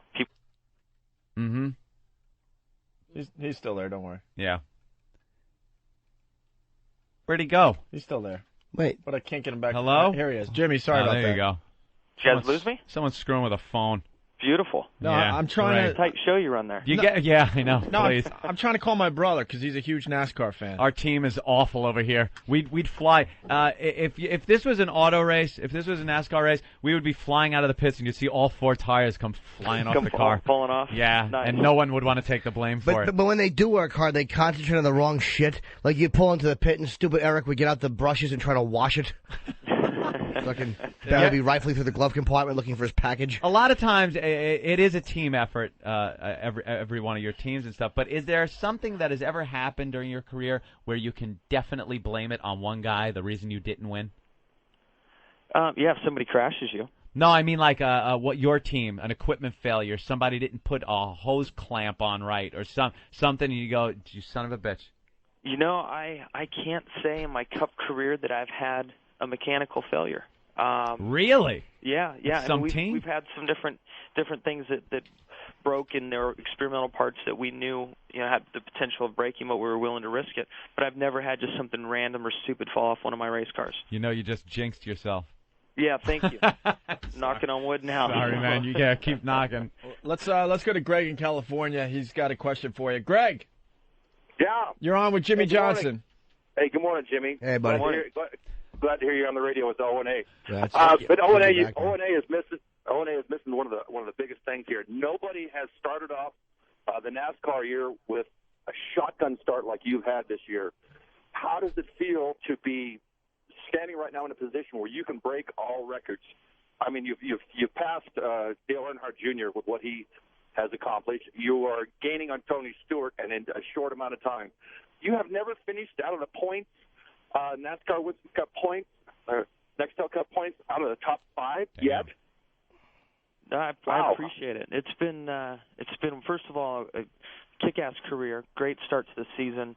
I really don't look back or look at the stats. I just over the off season, I think I'd reflect a little bit, but I'm really going to save the reflecting for when I'm old and wrinkly and sitting there on the couch telling my grandkids how good I really was. But until then, I'm just chasing trophies down, and it's been a lot of fun. We've got a great car We've learned a lot over the off season, and we're just we're hitting our stride, and hopefully we can maintain it over the whole season. We've been off to fast starts in other seasons and just didn't close the deal at the end of the year, and that's really what we're focusing on this year. It's like you've been shot out of a cannon this year. Thank you. What a start you've got. Hey, thank you. One last question. Yes. You pluck your eyebrows. They're always too perfect. Too perfect. You got them perfect eyebrows. They look like caterpillars parked on my head. I don't pluck them. I break out the chainsaw and carve on. Yeah, I got the same problem. I got one brow from ear to ear. Hey, listen, there's not as many Jimmy Johnson haters out here. I'm not a total 100% Jimmy Johnson fan, but I'm with you, and you're gaining my respect. But you know what? There's not haters out here like you say. So keep up. No, I appreciate it. We All went right. through a tough time with Chad's suspension, and then the restrictor plate races that that took place last year. I caused a wreck, and one of them was blamed for 2 other wrecks, and I took a lot of heat. So I was speaking to those people, and it felt pretty good to be there in victory lane at Daytona, saying, "Hey, haters, look where I am, look what's happened." But I also do recognize that I have a big fan base, and then also other fans that respect what I do on the racetrack. And all I really care about at the end of the day is the respect. They don't have to buy my shirts. They don't have to be a full 48 fan, but just a little respect's all I'm asking for. All right, let's go to Andy in Ohio. Andy, Hey, what's up, man? you're on with Jimmy Johnson. Hey, Jimmy, how are you? Hey, good. I'm right. Good, man. Hey, Sunday's race, man. Kansas led the most laps of the race. You led the most important one, the last one. If it was the other way around, and Kansas was trying to pass you, would there have been any foul play going on? You think? Man, I lost one to Carl Edwards at Atlanta last year the same way, and I did everything that I could. I was on the lower line. Felt like I was going to beat him back to the start-finish line and didn't do it. So I feel for Matt. He's a great driver. We had a very clean, hard race, and I've been there before, so I feel his pain. And I think he will, in the future, protect the outside a little bit more, which is what I've learned to do in that situation. And I've won 2 now like that. I beat Bobby Labonte at the Coke 600 doing that, and then just won this one the other day. Very good. Billy Mack has a question. Billy. Jimmy, how are you doing, everybody? Tired, man. I'm right. Good. Jimmy, congratulations. I was at Daytona. You ran a nice race there under the conditions. The weather was pretty crappy. But the way this season's starting off with these extra laps towards the end there, obviously, how does that affect the setup for you guys the last couple of laps with gas and everything else? It really just depends on that particular run. The only thing we plan on is the fuel mileage, making sure that there's enough fuel in the car for green, white, checkered. After that, there's a couple things you can do inside the car. We have tire blowers that blow on the bead of the front tires and also on the brakes, on the front and rear tires, I should say. So what I was doing, I was already a little loose on that run, and I didn't want my front tires to have too much grip for a 2-lap shootout. So I shut my fans off to let the heat stay in the tires to try to keep the balance a little better, and off I went. Billy? Yeah. That answer your question? It sure does, guys. Thanks a lot, buddy. All you're thinking is, what are they doing? Turn left. Turn left, exactly. Yeah, and this guy's, I better turn off the fans on my tires so my tires heat up. Jimmy, when you're in the lead, are you ever tempted to just kind of, I don't know, throw things out the window? Maybe a few nails or golf balls, just to make it a little interesting. Maybe it would make it interesting. Maybe a banana peel so the car spins around in circles like it did in cartoons. No, you're a little busy in there. I know it looks boring. Looks like we're going in circles, but has that ever happened? Sliding a car at 200 miles an hour is quite an interesting job. I used to hate that, because I would do the same thing. I try to go slow now, but when I had my last Saturn, you should have seen me zipping down the turnpike. Sometimes I'd hit 58, 60 miles an hour. People didn't know what to do. Man, be careful. Yeah, what an ass.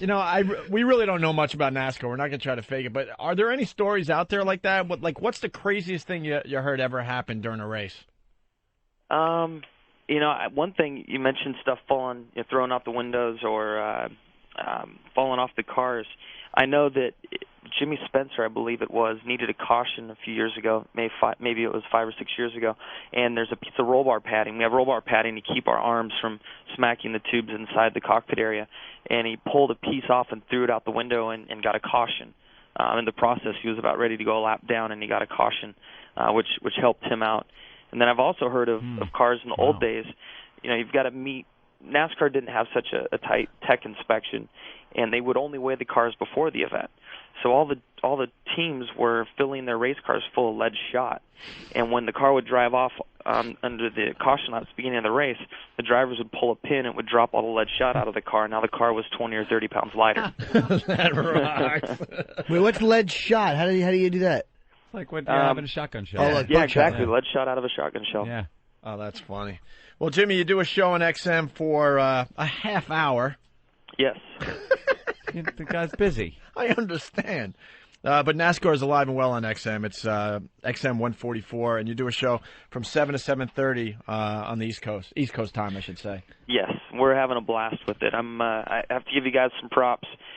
Radio is much more difficult than I ever imagined. Without having a camera there, there's a lot more that you have to do to tell a story, and I'm learning it slowly, having a great time. XM's been a great partner, and looking forward to growing it. You know what it's like to tell a joke and have it hit the wall at about 200 miles an hour? It's not fun. It sounds like this. I guess it would be like us trying to get into a NASCAR. Oh, I know. Just a disaster. No, not really. All you do for joke bombs on the radio is you just tough it out. Riding a car and doing a man's sport like that, your fucking life is on the line. We do nothing. Just three zilches sitting here. We're wimps, Jimmy. I have a question for you. How do you pee in a race car? I know it's like a question you probably heard, but I piss like awful. I can't stop. Do you have to hold it, or like I know astronauts, they say at times will just piss if they're sitting there. I've heard that some drivers just let it happen, but I have a pretty good system where I've never needed to go in the car. Believe me, I've gotten out of the car and have run to the bathroom, but one thing is we sweat so much inside the cars that if you stop drinking 2 or 3 hours before the event, you can't put enough in your system to overcome what you're sweating. Oh, wow. So that's the key. Very good. Thank you very Jimmy, much. Thank you, and hate continue. to ruin your thought. I mean, I know you guys think a lot of me, and you wanted to have this on me that I pissed myself. But. No, but I heard that I was surprised. I heard astronauts have had to do that. Like when we're waiting for a countdown, if there's like delay or something, they can't get up and just piss. So like you saw that in the right stuff. That was Okay. from 1962. Yeah, that was in a movie. Jesus Man, Christ, sorry. Jimmy. You think they're doing that now? Well, I didn't say I heard it in astronaut school. Okay, I saw it in the movie. So what? I didn't say I have the inside skinny. That's different when you're surfing and you need to warm up your wetsuit. I mean, I've done it then, but never in the race car. Oh, really? Okay. Ooh. Yeah, that's a thing. Anybody Shark surf? repellent, too. All right, Jimmy. No. All right, never mind. I live in New York. Where the hell are we going surfing? I have, Yeah, exactly. Out east. Nowhere. Out east I on surf Long the Island. Hudson River. Yeah, you just jump out with your surfboard and you don't move. You just stay on top like it's concrete. Yeah. Hey, have you ever seen a shark? Yes. When you were surfing? Not surfing, scuba diving. I've seen plenty of sharks. Yeah. So That's a man's man. Yes. Oh. Jimmy Johnson, a man's man. This is not getting any better for me. Surfing. All right, Jimmy, we'll let you go. Thank you so much. I've worked hard to build up a good reputation, and you guys have officially destroyed it. We're trying, Jimmy. We don't feel good about ourselves. All right, Jimmy Johnson, everyone. Thank you, Jimmy. Bye. Later. There he goes. Such a man. Such a man. I'm surfing. He's a real man's man. And there he goes, Jimmy Johnson. That's cool. I was trying to get my brother on the phone. I think he wimped out. Did He's he? like the biggest NASCAR fan ever. So I called F.H. Riley's to get him on the phone so I could, ask a question. Mm-hmm. That would have made his day. But what was happening? They were just hanging up the phone? Picking up the phone, hanging up. Yeah. Busy day. Nah, they knew I was on to him. Oh, is that it? I think he might have panicked. It's too bad. Hey, where were we? You want to do the Keith Olbermann thing? Yeah, see, look. Trying to keep organized. We've been more organized lately. No. Fucking Scarface was more organized when he was trying to get the place together after he pissed off Sosa. I gotta get organized. He puts the phone back. Gotta get organized. He's doing a fucking. Put the phone back. He's doing a pile of coke and he puts the phone back. Gotta get organized. Gotta get organized. And he clicks the phone back on while fucking 80 murderers are showing up with machine guns. He's making sure the phone is on its fucking earpiece. That is ridiculous. That makes complete sense. Yeah, it certainly does. I have to tinkle. No. I gotta go. No. Go in your pants like the astronauts do when they're sitting waiting for liftoff. That really was dumb of me. I remember. I saw that. I just want to ask a question. I know. So we got the audio of where you want to go with this, Ant? I just want to hear the O'Reilly thing? O'Reilly chastising his audience, treating them like infants. Because some guy called up and I guess mentioned Keith, and he got mad and started threatening them with all kinds of legal things that could not possibly happen. You can say whatever you want on the radio, and it just shows he's another one of these stuffed shirt assholes, O'Reilly. With a big cock and a loofah sponge. Apparently. He's competing with Keith Olbermann. Keith's having a lot of fun with his TV show and gives it to Bill on a regular basis. Mm-hmm. And O'Reilly's not too happy about that. A caller got through to O'Reilly's radio show yesterday. He insists he used no foul language, that all he did was mention my name, compliment my show, and ask, "Why are you always smearing him, Bill?" And the host, using the dump button all talk radio shows have and the 7-second delay, cut him off. We're not certain what actually got on the air, but this was what was posted on O'Reilly's website as the air check for that part of the show. Orlando, Florida. Mike, go. Hey, Bill, I appreciate you taking my call. Sure. I like to listen to you during the day. I think Keith Olbermann's show. There you go. Mike is he's a gone guy. You know, we have your phone numbers, by the way. So if you're listening, Mike, we have your phone number, and we're going to turn it over to Fox Security, and you'll be getting a little visit. Maybe Mike is from the mothership. No, maybe Mike's going to get in big trouble, because we're not going to play around. When you call us, ladies and gentlemen, just so you know, we do have your phone number. And if you say anything untoward, obscene, or anything like that, Fox Security then will contact your local authorities, and you will be held accountable. What a held bully. accountable. Fair? That's fair. Another So bully. just all you guys who do this kind of a thing, you know, I know some shock jocks, whatever, you will be held accountable. Believe it. We'll be right back. Okay, the guy probably did curse. The guy probably said, like, shit or whatever. Please, maybe we have certain listeners that enjoy Bill O'Reilly's show. I would never encourage anyone to call another radio show while recording and curse and see what Fox Security does. No, because Fox Security, you don't want them. Yeah, they're very scary people. They're They're really scary. Yep. Hello, it's Fox Security. Did you say shit on the telephone? You know what I picture with Fox Security is any of the movies that go behind the scenes at like the movie sets and stuff, and the security guard's always chasing people around in a golf cart, never catching them. You know, like that whole thing, like Pee-wee's Big Adventure, or Gary Coleman with a badge. Yeah, that type of scene, or things like that. That's kind of the security I picture. But they contact local authorities. Local authorities. That means in your town. And you will be. And then he's thinking, he goes, I can't say arrested here. That's held accountable. Held accountable. Did you call Mr. O'Reilly a cunt toes? Yes, I did. We thought so. Good day, sir. What a baby. He's a fucking baby. Fox Security. Hannity and Combs come to your house with billy clubs. Now, there is a serious part to this. What do you mean we have your phone numbers? What do you mean you'll be getting a little visit? It's a radio show. Even if a caller swears, it's a radio show. Radio show over here, trip to Gitmo over there. Several of the callers now claim they have been contacted by someone identifying himself as the director of Fox News Security. We'll get to the legalities in a moment with a former prosecutor. First, there's this giddying aspect of seeing the host's trolley coming completely off the tracks, merely when my name gets mentioned. I love Keith Olbermann. Is he funny? I watch him on a regular basis. I think he's a lot of fun. Somebody actually called up some people as Fox Security. Could you imagine the pests getting a call back and saying, this is Fox Security, with the Fox people thinking they're going to be getting them? Yeah. And what kind of response they would get? I really hope that Dugout Doug and those guys of course, have dealt with this. Maybe they have some recordings of Fox Security calling them. I'd love to hear it. Yes. It's hysterical. Bill O'Reilly's live from noon to 2 p.m. on the East Coast. 1-877-9-NO-SPIN. 1-877-9-NO-SPIN. It's not an attack. We just lob a few over the wall. We want to see if he loses his mind today. Yeah. XM 168, by the way. Let's lob a couple of grenades over the wall. I'm not a part of this. You think I want Fox Security contacting me? I'm a little scared myself. And can we get Keith Olbermann on the program? Yeah, that'd be cool. I like the guy a lot. No, you didn't. I'm not buying it. See? Stop it. Your acting skills are a little.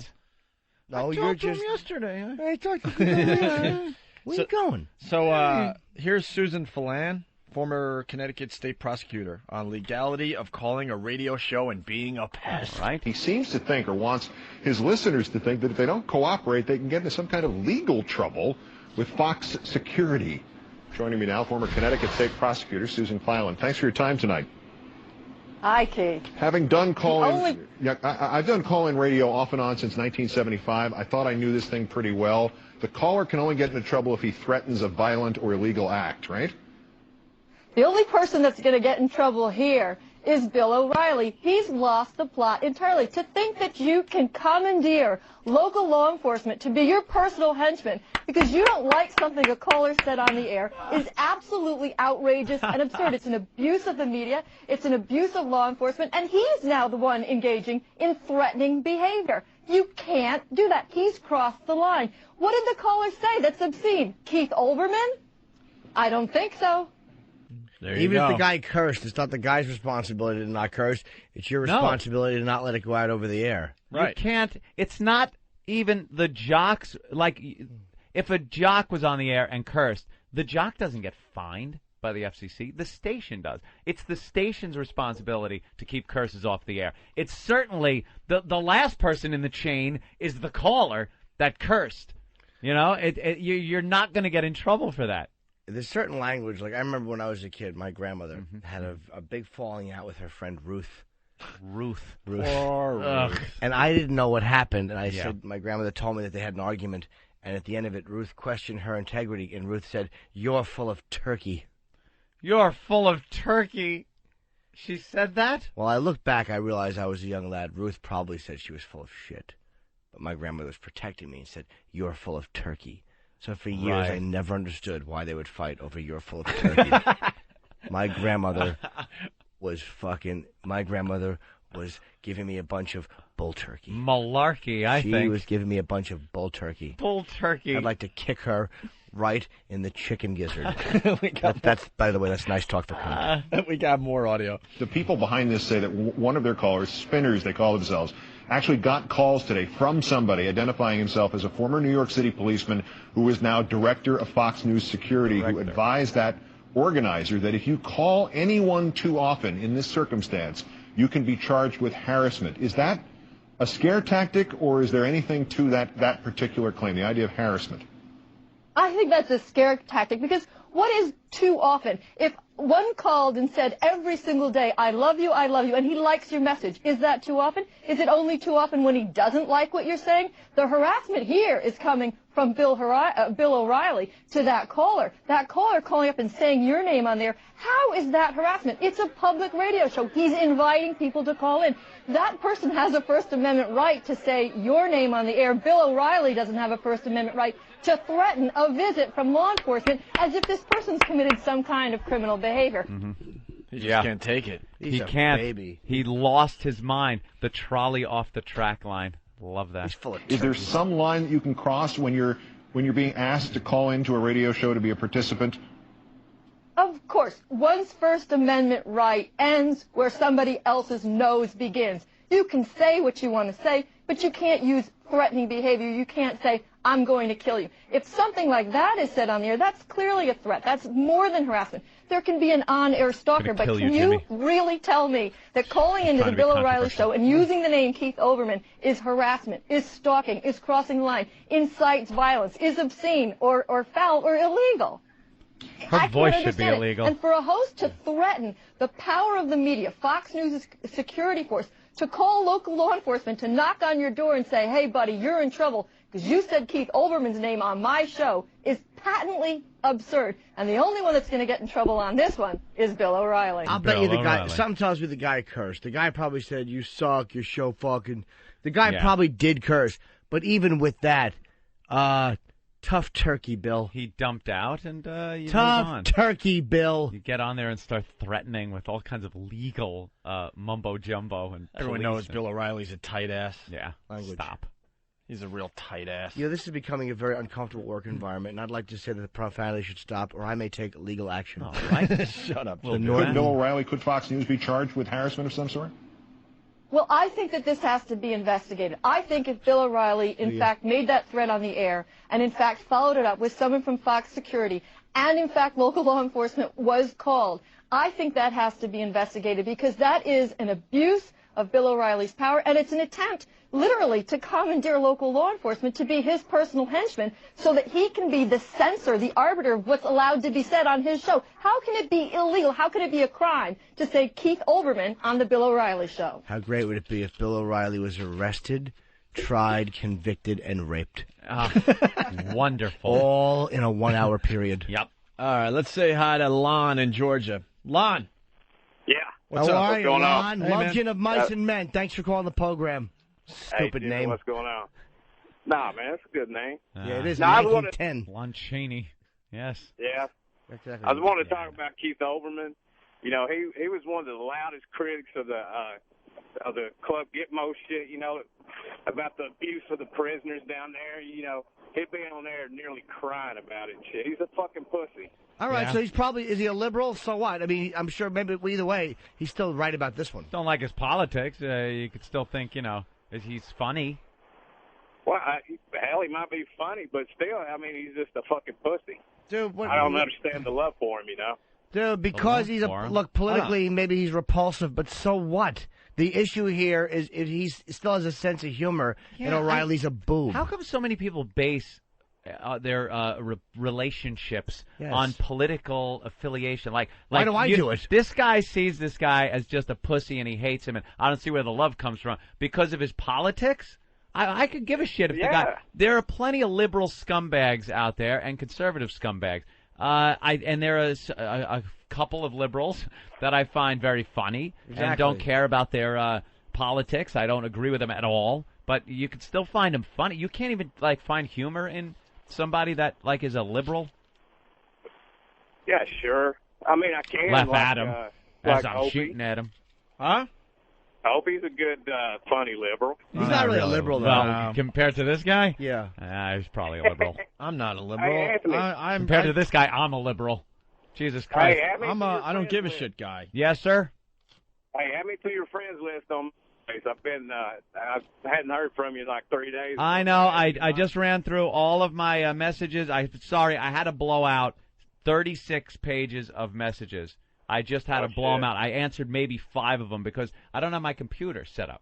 So they've been building up for a couple of days.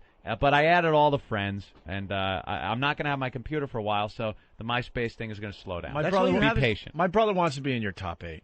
I don't have any humans in my top 8. I have when you go back to humans, the clock, a cracker, a shirt. I saw that, but when you go back to humans, he would like you to throw him a bone and be in your top 8. All right, when I go back to humans. Do me a favor. Well, excuse me, sir. Can you hit that button for what I almost said? The bell, please. Oh. Attaboy, thanks. Oh, okay. Hey, disregard my FU line then, message in, Anthony. All right. Yeah, I moved. I got to set up my computer stuff. All right, very good. So we'll try to get Keith Olbermann on the show. That'd be cool. One of the things about these political talkers on Fox and on CNN and things like that, and the pundit shows are Colbert, the Colbert Report. Have you seen that? Oh, absolutely. It is so goddamn funny. Really hysterical show. Completely just mocking Bill O'Reilly on a nightly basis. Yeah, it mocks all of those kind of types of shows where it's not news, it's one guy, his name is the show, and they talk about politics. And he is so smarmy.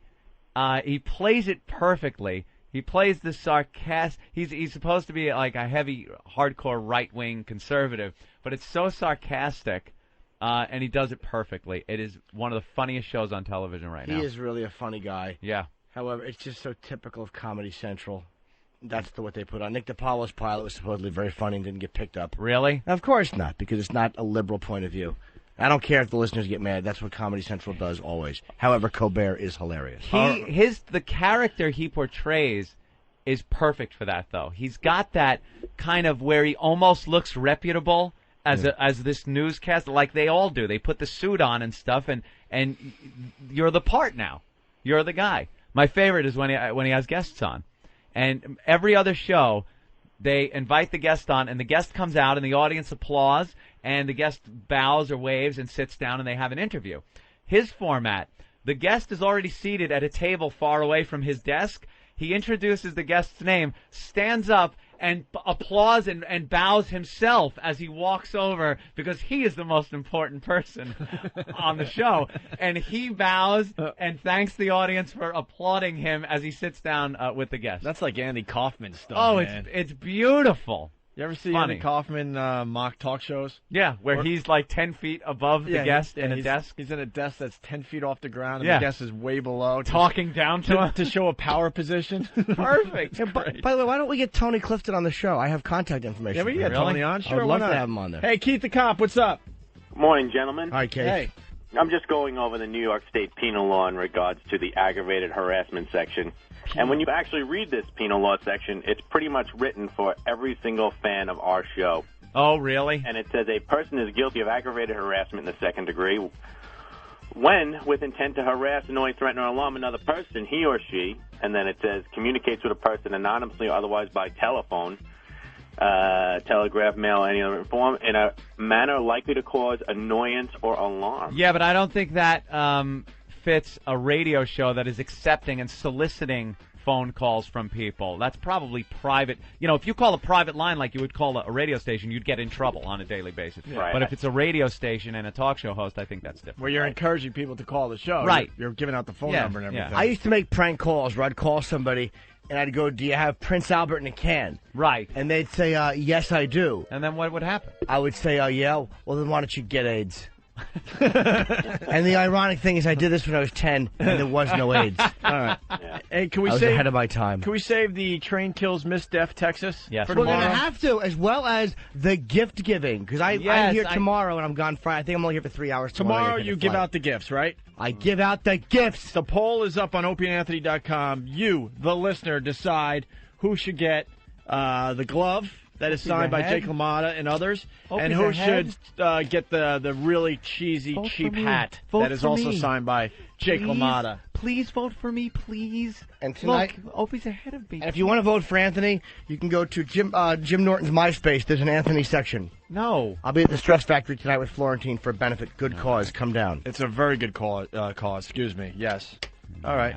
All right, we'll have to save the other stuff for tomorrow. We didn't even talk about Ice Cube starring in Welcome Back, Kotter. Many things. American Idol. I don't see the kid getting kicked.